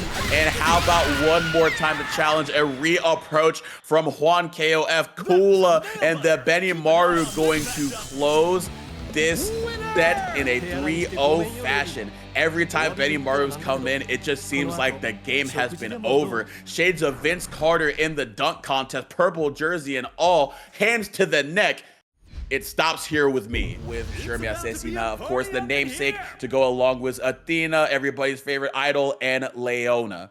Yeah, this Athena in particular, absolutely killer with the resets, just the amount of inputs per second, the movement being so slippery, but also seemingly always being on top of you, putting on the pressure. Going with Leona on point, though, every time we saw Shermie before, they were playing Leona on anchor. Interesting. I wonder if that's the deal with, or if that's the deal with Shun'Ei specifically, so they have a reversal option to challenge any fake attempts at pressure. Because, like we said, they went against the Kula. Shermie, with their tougher defensive options, has to be a lot more committal. Whereas Moon Slash, while it's not as good as Heidern's, still very good. It has the charge input and everything, so it doesn't have to be crosscut or anything. So it could be potentially good against anything that Shun'Ei has to throw out, and also can match them with ground speed as well. Yeah, I also think it's just a matter of fact, too, that I don't think Shermie is good going up against Shun'Ei. Shun'Ei is just so oppressive, so quick, that's going to make it really difficult for Shermie to do anything. It was difficult for Leona to do anything there as well. Just a couple of those whiffed moon slashers led to death. Yeah, unbelievable stuff. We were posturing about what Leona could function in against the Shun'Ei, but never really got to see it come to fruition. But the Athena was put in a similar situation before up against Kula, and they did a really good job there at that mid position. So we're gonna see if they try to be a little bit more passive against Shun'Ei, who would have to sort of get their game plan started, or if Robert is going to be able to navigate around that and get started like we are seeing right now, jobbers. Oh, trying to go for that shatter strike to catch. Robert attempting to press. But so far, this Athena still working out incredibly well. Nice! What a jump and a good applied Tourney. Characters are knocked out. Yeah, pings in chat. Exactly. The Athena is going to once again clear off the plate that Shermie could not finish, but Benimaru is a tougher pill to swallow, as we've seen already, but it's going to be a little bit easier now that we've gotten the EXDP blocked and put yourself in the corner. After we can get something started here, the command grab going to whiff, however, missing on the link opportunity, and Benimaru going to be able to fight their way on out of there. Go for the restand into the tricky 2B. So some tricky sequencing here from Robert, but met with a DP challenge from Shermie. Going to put out the Psycho Ball, not going to land on it because it wasn't a counter hit, but still going to be able to get a good amount of extra credit done and finish it off as well with a dead Benny. Yeah, like we said earlier, this Athena has been the all-star standout of Asesina's team. Now just trying to take down this Isla. What a throw, though, response from Robert. Trying to go for the taco, but no one home.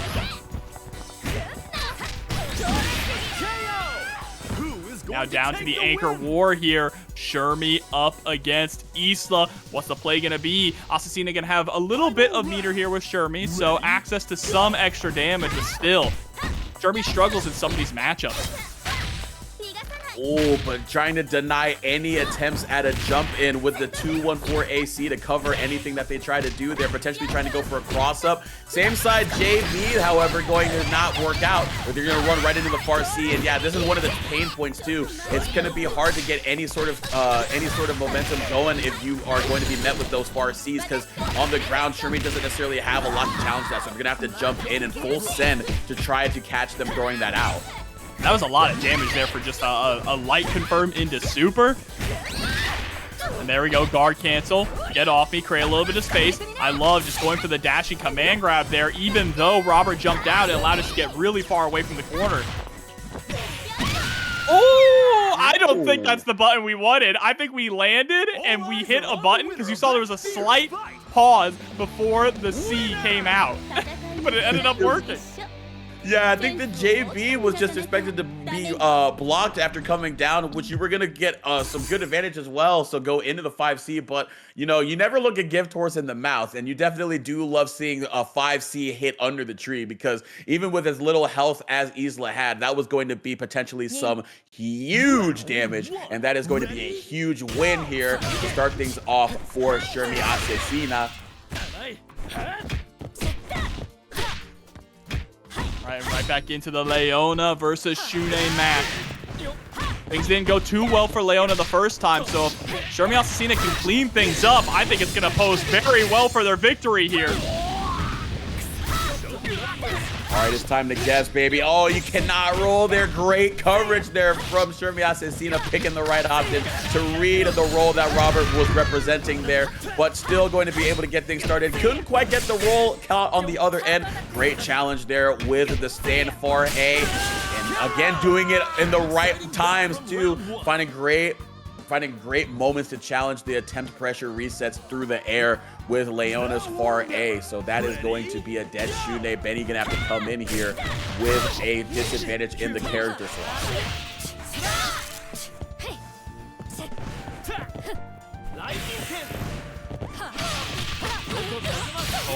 Oh no, able to get the touch though.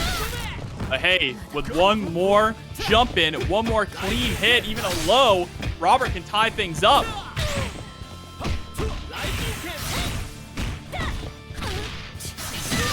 Oh, yeah, with the slicer. I mean, what are you going to do there, right? You block it, you're dead. You'd have to go for a roll, but depending on the roll that you do, either the slicer's going to catch you or you're rolling straight into Robert.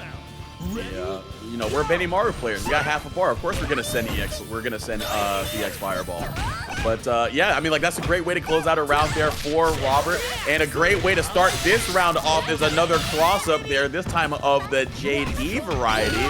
And now going to try to keep up this corner momentum, but nothing doing here. Good full jump there to beat the Benimaru jump. So Athena with the floaty jump there going to be really, really good in terms of winning that air-to-air interaction and now being able to put Benimaru into this corner.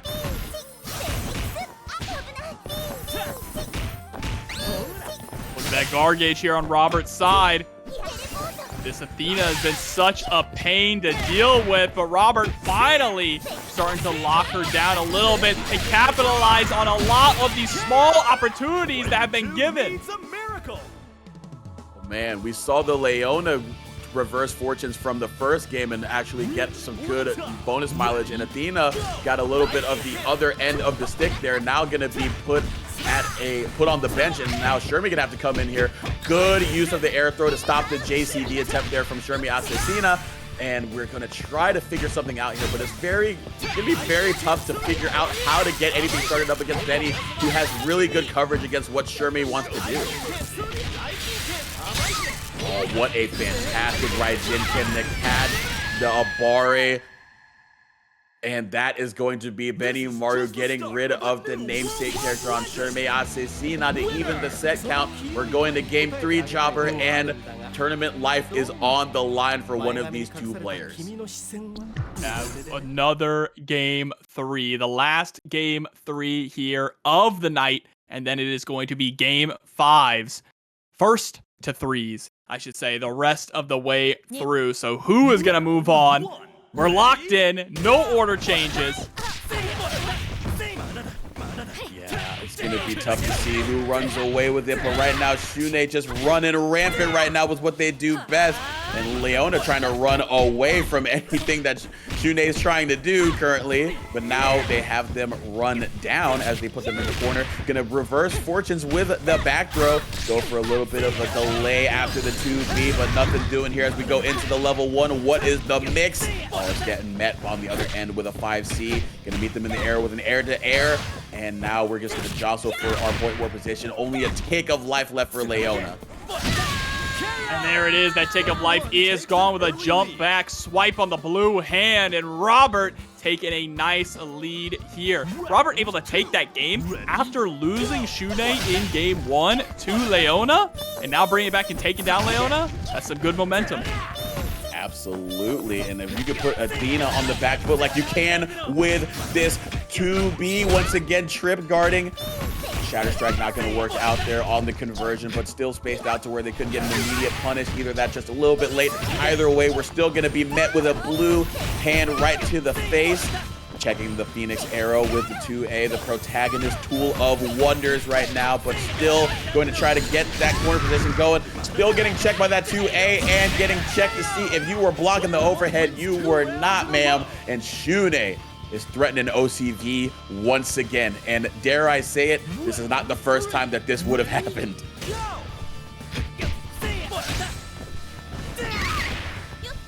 right? Pushing Shermie to the corner. It's all up to Shermie, the namesake here. Shermie Asesina to try and bring this back, but it's a tall mountain to climb.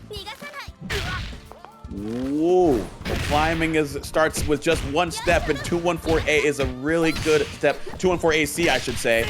But we're just going to jump on over the 2C on the other end. Wasn't caught blocking on the other end. Wasn't quite a punish, but still tough to adjust to that in the moment. Trying to go for an EX command grab, anti-air attempt, but nothing doing. Robert going to post an OCV to take game 3. 2-1 is this final set count in losers semis, and they advance for a date in losers final with Juan KOF off the back of another strong Shun'Ei performance. And had to fight it out in final games, final rounds. So whoever wins, they really have to lock in to try and take down Kula. When we started off earlier on, started the stream, I saw people in chat who were like, man, Kula's in this bracket. They were excited about it, and for good reason. Kula has been undeniably strong. But now, we're going to see who's the strongest Shun'Ei with the mirror match here. Yep, here we go, and a good start again. The trip guard has been so good for everybody in this bracket, but on the Shun'Eis in particular, especially for Robert, the 2Bs have been really, really good here, and it's already a great way to start things off, but we're still going to jump for position, get reset into these aquaspheres, and once again, the 2B trip guard already going to get some good corner positioning, and this is where things could get dire for Juan if they let it, but we're still fighting on out in this mirror.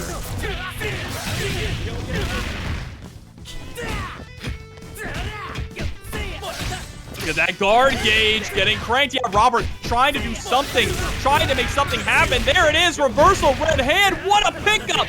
Able to push all the way to mid-screen, fastball into the cross-up, and Robert clutching victory from the jaws of defeat.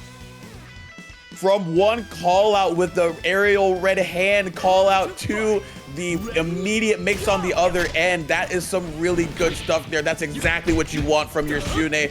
When your back is up against the wall, you get one good read and you capitalize it in the best way you possibly can. And now you're going to try to capitalize off of this hard knockdown and go into some mix. Another one on the table. What do? Just go for the overhead a second time around. If not once, twice, but not thrice. This time we're gonna block the overhead. I would have blocked low because I was just like, there's no way they do it a third time, but they did go for it, and Juan KOF going to try to just calm the pace of the game down, but nothing doing getting met with the big red hand and just say, you know what, you want to squabble up? I got a level 1 for you, reversal to get rid of the Shun'Ei. Burn to fight. Ready? Now this Gulon is always proven to be a problem. Let's see if it can be proven to be a problem once again. Benimaru's got to figure out a way to shut this character down quick, and there it is. One command grab, should be able to close this out. No, didn't go into super. That does it anyway. I mean, look, Raijin can put you in a bad spot either way. So if you're Robert, you're just like, you know what, we're still gonna full send it. I have such an advantage anyway. So if it doesn't work out for me, it's whatever. If I do get it, a character is down, and now Isla gonna come out at anchor because that gamble paid off for them. But they're gonna get some good payoff. Is Juan KOF running up and getting the immediate close A combo into some huge damage. Oh, but the 2B trip guard from Benimaru once again, the stanky leg. Oh my goodness. On the other end, the back leg on the cross-up JD. How many different flavors? It's looking like Baskin Robbins out here. 31 different shades of cross-up from Mr. Nakaido. And then when you're thinking about that, we just run up Flash Yellow and put hands on you with the EX command grab. Robert with the Benimaru just doing things that Juan saw from Kula prior. Wasn't red hair, or it wasn't blonde hair, it was red hair, but they're seeing red in game 1. Starting off very, very strong. This Benimaru has been a problem throughout this entire set. Question is, Robert going to be able to take down Juan and get his own crack at Kula? He hasn't fought Kula in this bracket. True, yeah, because they went through the other side, right? Yeah, absolutely. So Juan is fighting for the comeback here, or the run back. Right, so Here we go, though. This is crazy right now. The Shun'Ei mirror was huge for Robert being able to establish a life lead and some good advantage here. See if Juan can try to do something about it. But right now, Robert seems to be really good at checking all of the stuff that his own character likes to do. And one of the ways that they've done it is once again that trip guard trying to go for the 2C mix that was gifted to them.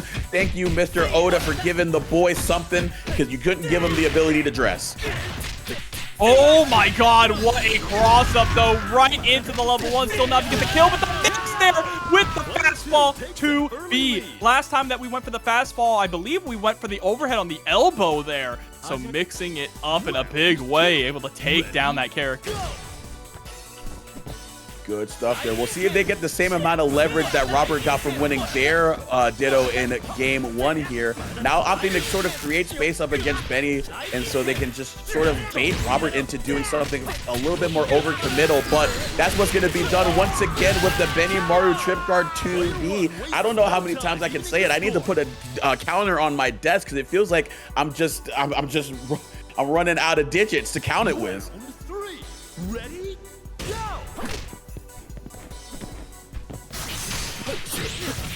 Oh, nice. Gonna spend the EX there. Get a lot of reward, a lot of damage, pushing Robert all the way into the corner. Just gets the jump in as well.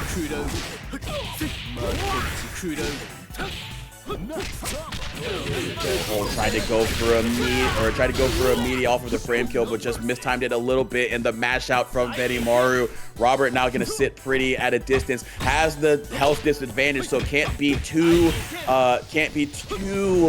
lead-footed. Has to get a little bit going there. Has some time on the clock to do it because this is the mid battle. But yeah, it's not going to be great if they can't get something started up against Duelon fast and in a hurry. But a little bit too hurried right there. Tried to go for the DP. Nothing doing on the other end. Duelon going to win the mid battle. And now let's see, can Juan tie things up? Duelon finally locking in. I was worried that the Duelon might have run its course, that maybe the fatigue from running through this long bracket might have caught up with Juan. But Robert now trying to take this all the way to the Isla mirror.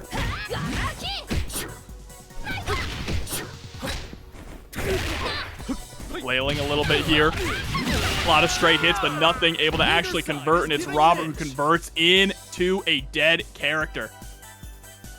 Yep, you wanted the Isla mirror, you got it. 4 bars on the right, 2 on the left here. We will see who needs what to clear the other character on out of there. Trying to go for the stagger pressure. The advanced strike gonna armor through the DP and recover in time to catch it. But no catch from Amanda. The hands just there for decoration. Looking like Nelson Aguilar post Super Bowl because it's just being dropped, but still maintaining the advantage. Trying to get the ring regardless and jumping over the far C1 KOF. Dominantly taking that anchor after it could have gone disastrously. Robert just put the controller down after the super whip. Saw the super flash and just was like, all right, let me get a swig of water. But no, they should have kept their hands on the sticks because it just whipped. You could have woke up and punished it. That is so tough, but Juan KOF, props to them for maintaining their composure after an unfortunate drop there. But like you said, you gotta, it's not over till it's over. It's not over till it's over. So keep the hands off the controller because you never know what could happen, especially in a game like KOF where it seems like even after every week that we have these brackets, you see something new. So just keep the head about you, and you've still got games to play. So hopefully Robert can reset the mental and get things going, especially now that we've got Benimaru up at point.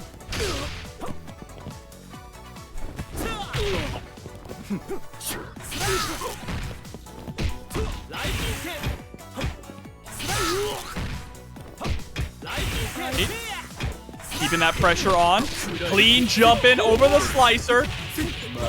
Robert just overextending a little too much there. Nice backwards roll, getting out of the mix-up opportunity.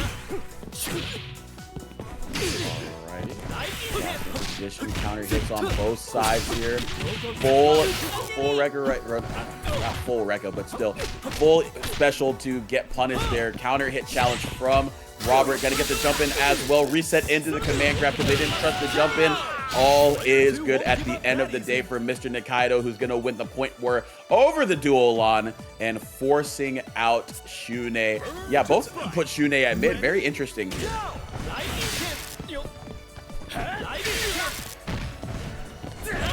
Oh, just going for a full jump. I wonder if that was supposed to be a short hop there. Put themselves in the corner in a bad way. Whoa, what a crazy air button to catch the air dash there.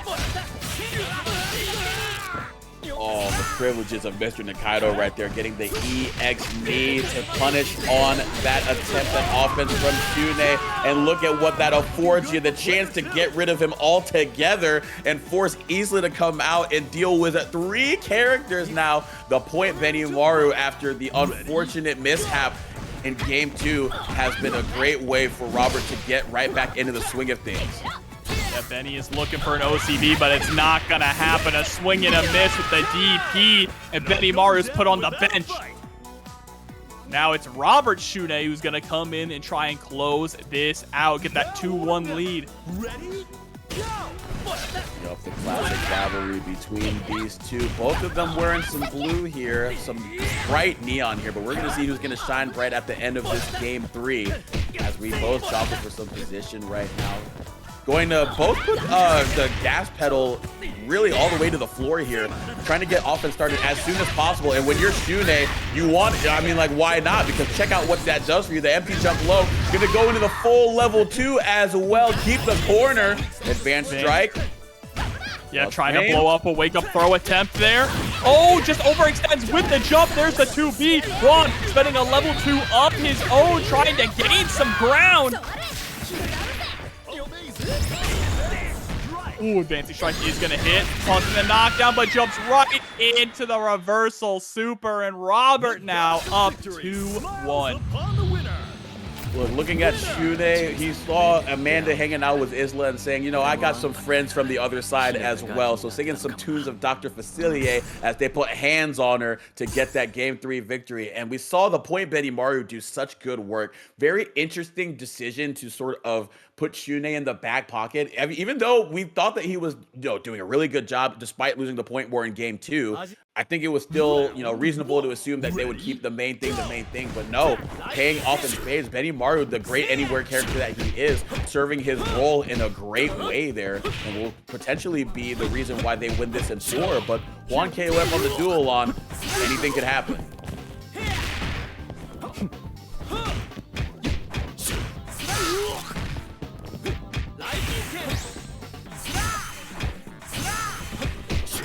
Okay.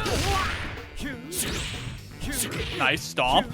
Just harassing while moving forward. I like that. Normally from a lot of players, you'll see them utilize those long-range moves as kind of a defensive tool. But Juan using it to keep the opponent stationary and in check as they close the distance.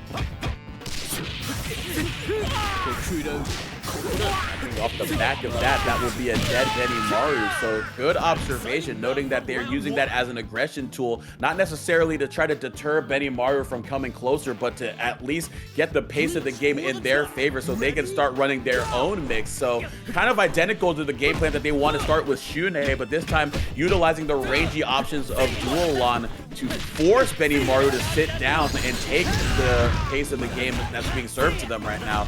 We're going to see if Robert can get going here, get the level 1. Good block on the mix after the fact, though. So Juan KOF still alive to tell the tale, but for how long, Jobber? Not very long. I'm sorry I posed the question by giving you the answer. Not long at all. But now we get the mirror match once again. Juan being very stationary there at the start, just absolutely buffering, waiting to see what Robert is going to do.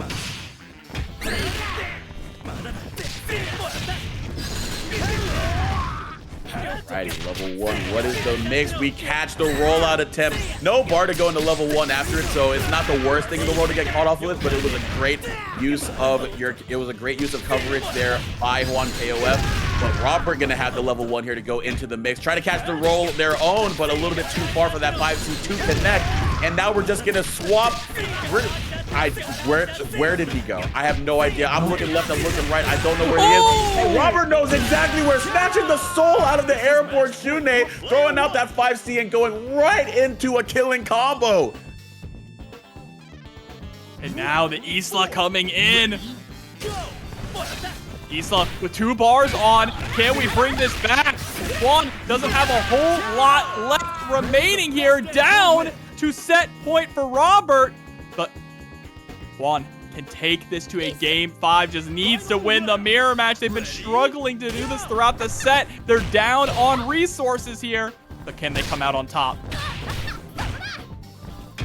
Got the jump in and couldn't quite get the full confirm after the fact. There was a tough confirm. Oh, missing on the trip guard confirm, but reset into the Shatter Strike because Robert, I believe, was trying to either retreat or jump towards him. Either way, the movement was caught by the delayed Shatter Strike. Got the cross up on the other end, but the nerfs affecting the cross up ability to go into a combo. Very tough stuff there. Farsi gonna catch on the other end. Stand CD as well. And like you were alluding to, the Isla Ditto has been very much in favor of Juan KOF. Game of 5 is on the table, and we are alive to tell the tale for one more game. One more game in losers finals. They are going down to the wire. Finally, we go to order select here, and it's Robert who initiates it. I wonder what the play is going to be. Is it a fake out? No, it's not. It's putting Isla on point. We've seen almost we've seen so many different permutations from both sides here, but Robert going to go for one more order switch. Isla up at point. Again, you mentioned that they seemed Juan seemed more comfortable in that Isla mirror. So I think Robert's just saying, okay, I'm going to try to get some point mileage with her so she has value that way, because clearly at Anchor right now, it hasn't been going the way that I want it to. But I don't know, it's not going the way that you want to open up this game right now, because the standing low after the block cross-up is devious, and then you try to roll out of harm's way. A long arm of the law is waiting for you on the other side. All right, able to get the taco, but didn't believe in it, didn't commit. Just like that, Juan now trying to poke out. A little bit of damage adding up. But I think at this point, Juan just has to wait for Robert to overextend. There's the stomp pushing out of the corner now, and the clean jump in. Isla's out of here. Clinches the first round. Yep, right to your point. Caught the approach there by just dashing up once they entered the KO, or jumping once they dashed up into the KOF zone. So a bit of an overcommitment, because you cannot dash block in this game, and it's equally hard to check a hop while you're moving. So Juan KOF, very good awareness to sort of operate within that KOF zone once Isla had to go in and overcommit to getting in that position. So here we go. Shun'Ei in a good position right now. Level 1. Put them in the corner. Not gonna get the side switch, but gonna put them in a tough spot defensively. Juan gonna have to rely on that level 1 if they want to use an invincible reversal up against Shun'Ei. Not gonna get the chance to do it though, because the overhead is gonna catch you. Should bring the hype. Now going straight into the next round here. Shun'Ei mirror match. We've seen it time and time and time again. The fact that they both have exactly the same team, just swapping between Benimaru and Duolong. Shows you how much they believe in these characters, how strong these characters are in the current version of the game.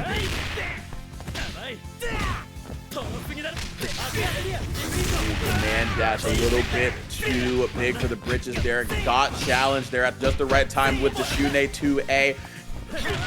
Nothing doing though, but once again, Juan KOF hopping right over a button in that KOF zone. Very, very nice. And then checking the hop by their counterpart with the trip guard 2B. So that was what was working out for Robert to start the set. Now Juan KOF taking a page out of the book, liking what he's reading, not gonna put it back on the shelf quite yet, because they gotta finish their own story here up against the Benny. Now jumping in. Oh, that was a clean jump in. No confirm off of it, though. Juan getting another opportunity, creating a little bit of space. Doesn't want to overextend here against a Robert sitting on 3.5 bars. Trying to play patient. You have a whole other character on the back end here. Does jump into a 2B anti-air. Capitalize. Level 1. Not enough to get the kill, but anything will do it. Tried to call out a jump. Oh, this is disastrous potentially, and the 2A gonna catch the whiff. Is this gonna be quite enough to kill? It should be with a level 1, and it is Juan KOF with the whip punish to secure their spot, and a rematch against Kula in Grand Finals got right down to the wire with the Shun'Ei. Too much, because we are going to get our answer very shortly. Look at this, duel long on point. We're going straight into the mirror match to kick things off. Yeah, but how about the Rock Howard coming out for Juan KOF? So pulling the, I believe, pulling the Shun'Ei to the side and saying we're going to let it rock with Rock Howard. And we'll see how that functions in this matchup. But on the other side, the same three of the duel-on, the Rio and the Benimaru. So the point duel-on is going to be how we set things off on both sides here. And a meeting of the minds in the air with the counter hit air-to-airs. But we're getting some good positioning as Kula right now. And this is where things can become very stressful. Able to score the throw. Look at this harassment here in the corner. And that guard gauge starting to get chunked. Juan's going to have to make something happen. Tried to jump out, but got caught by the stomp. All those hop CDs were to try and just get a guard break. And the guard break is coming. Juan just had no avenue to escape there. Wasn't willing to spend any meter for a guard cancel either.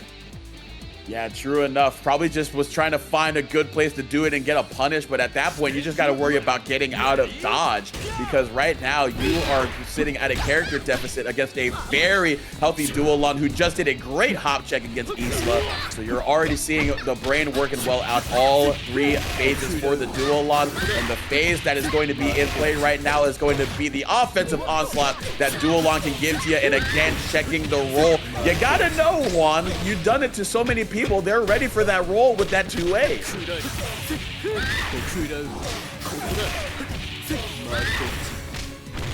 That is going to be a dead Isla on the back of Mix if they potentially do it, but no, not going to guard cancel, just going to take it and go in to rock with a full 4.5 bars. And look at the aura forming on Mr. Duel-on right there after posting 2 characters in an obituary. Kula trying to make it Juan's obituary here. That duel-on with full health going into this round.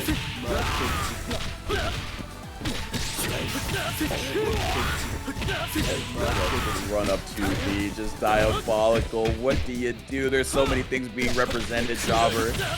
I don't know what you do here. You're sitting on 5 bars but hasn't got an opportunity to spend them. Oh, nice! Able to escape, though. Let's see if we can make something happen. Oh, Kula's just going to keep pressing. No reason to press in all the gaps, right? You still have 3 characters. Yep, don't even need the other 2, though, because that's the duel-on OCV once again for Kula. Really good stuff there, even in the face of a full stick of butter and Rock Howard, who had install potential and could have turned the game on its head, undeterred, and just like you were saying, the risk assessment in saying, you know what, I have 2 characters in the back.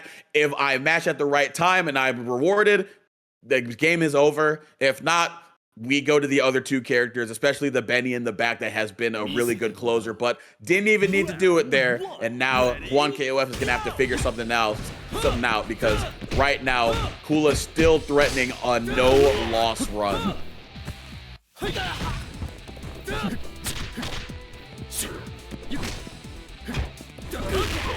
All right. At the moment, a no-loss run and an OCV run. Let's see if Kula can keep that up. Yeah, jump in. Keeping the pressure on Juan in the corner. We're seeing a lot more of the same. Finally, Juan is able to escape, turns the tables on Kula here, putting him into the corner. Can we capitalize, dropping that meter? Oh, here we go, though, the corner offense, but good check with the 2B, felt the corner steal coming and just knew exactly when it was the right time to press. Not going to go into a level 1, just going to keep the corner pressure up, being a little miserly with the meter there, just more than what they can, but it's going to be rewarded. Couple of swift 6Bs to check an approach from Juan KOF, and duel-on, even with less health, still commanding the point war. Yeah, but this is a much, much more hurt duel-on going into this next round here against the Isla. If Juan can take down duel-on, we can finally get something started. But it's going to be Dolores starting up once again. Just cranking it on the offensive end there. And still letting it rip is the DP from Isla. And now we got one more guest potentially missing out on the EX move. And we're going to get rid of Duel on there. So no OCV this time around, but Isla, not a lot of health bar after dealing with the point character. And Rio is one heck of a character to post any amount of damage that you need him to. For the top. Ready, go!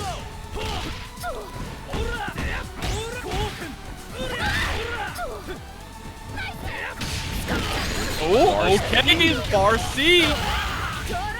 Juan is still in this. Uh-oh, wake up DP into the follow-up with the EX. You know what's crazy? That was the light DP too. So if they just did the safe jump, that wouldn't have worked. That's not invincible. So they would have gotten hit. And the ADP coming out once again, going into the level 1 ramp. We saw this in winners finals the last time around. And again, the JD gonna be met with a DP on the other end, threading the cross up on the JB, but we go same side, level 1 safe jump. Rock Howard corner offense is bound. No, we're not gonna go for the the manually time, or the auto time safe jump, I should say. We go for the manually time alpha, the frame kill. Nothing doing though, because you gave Rio a chance to get on out of there, and that is 2-0 Kula.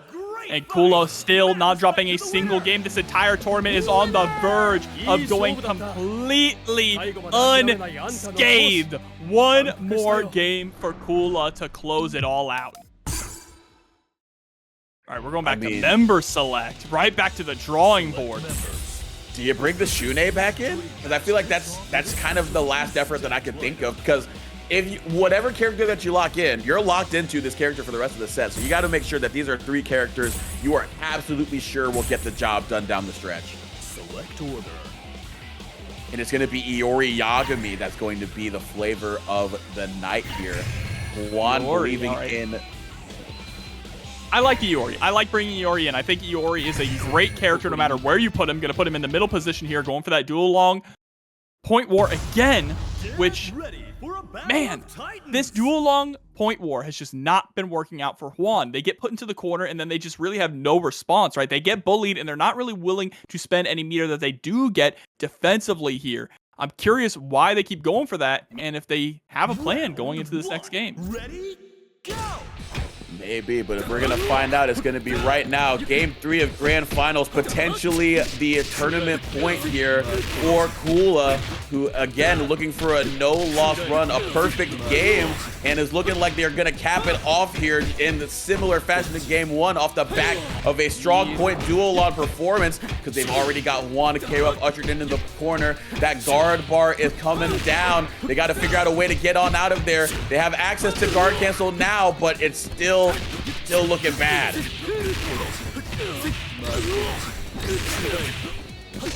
Oh, into the slurp. Nice. Gets a little bit of a mix going. In every single game, Juan gets better. But can we win this point mirror match? We can. Clinches the first round. Wow. I mean, that is just so tough too, because you felt the momentum being swung after Kula seized it in the beginning of that point war, but nothing doing on the back of it, but still did a good chunk of damage to the duel on. So Iori, who has been the character that they have decided to lock in with for the rest of the set, is not going to have as much of a tough job if they want to get rid of this duel on quick, fast, and in a hurry. But right now, you're seeing Kula just being very calm in terms of controlling space, baiting out Iori to do something. And how about a good something there? The OTG not going to be enough to kill, trying to run it behind the fireball, but the 2B tapping the shins right there, and the character switch getting rid of duel on right now. But Rio is still standing in the way of fresh Benimaru, who has not seen the light of day in this set. Oh, just a little 5A. Checking that jump in. There's the DP immediately into the super. Kula has been so on point with those spins. The level 2 is not playing around. Once this Iori off the screen, it might exactly get exactly what he wants. Only their anchor remains. Oh my gosh. The sweep into the fireball. You've seen it once, you've seen it 1,000 times. That doesn't make it any easier to deal with. Rio Sakazaki gonna put Kula on the precipice of winning another TNS tournament, but Isla with 4.5 bars could get rid of the mid character and force Benimaru to come out for the first time this set. But right now, Kula just looks nigh unstoppable. But the stop sign and the JCD counter hit conversion, putting him in the corner, not going to do anything with it. And going on to the other side, that was a diabolical, damn near unblockable from Isla. Oh no! I think that messed them up, the roll through. They were probably trying to go for a Shadow Strike or something there and got the raw max. That could end up being very brutal here for Juan, but they're on the verge of getting their first game here in Grand Finals, the first game against Kula. Can they take it? Hopefully, but those 2 bars that you spent on the max mode are definitely something that you wish you had right now, because a far C would be so much more threatening, and Kula would have to play around that a little bit more cautiously, because right now you're giving Benimaru free reign to operate, going into the air throw to call out the aerial reset. Out the fireball, EX Raijinkin, and that is going to be enough to do it. Benimaru once again being the closer, and the closer for the tournament as a whole, with grand finals going to him, 3-0 Kula. Once again, your TNS King of Fighters 15 champion.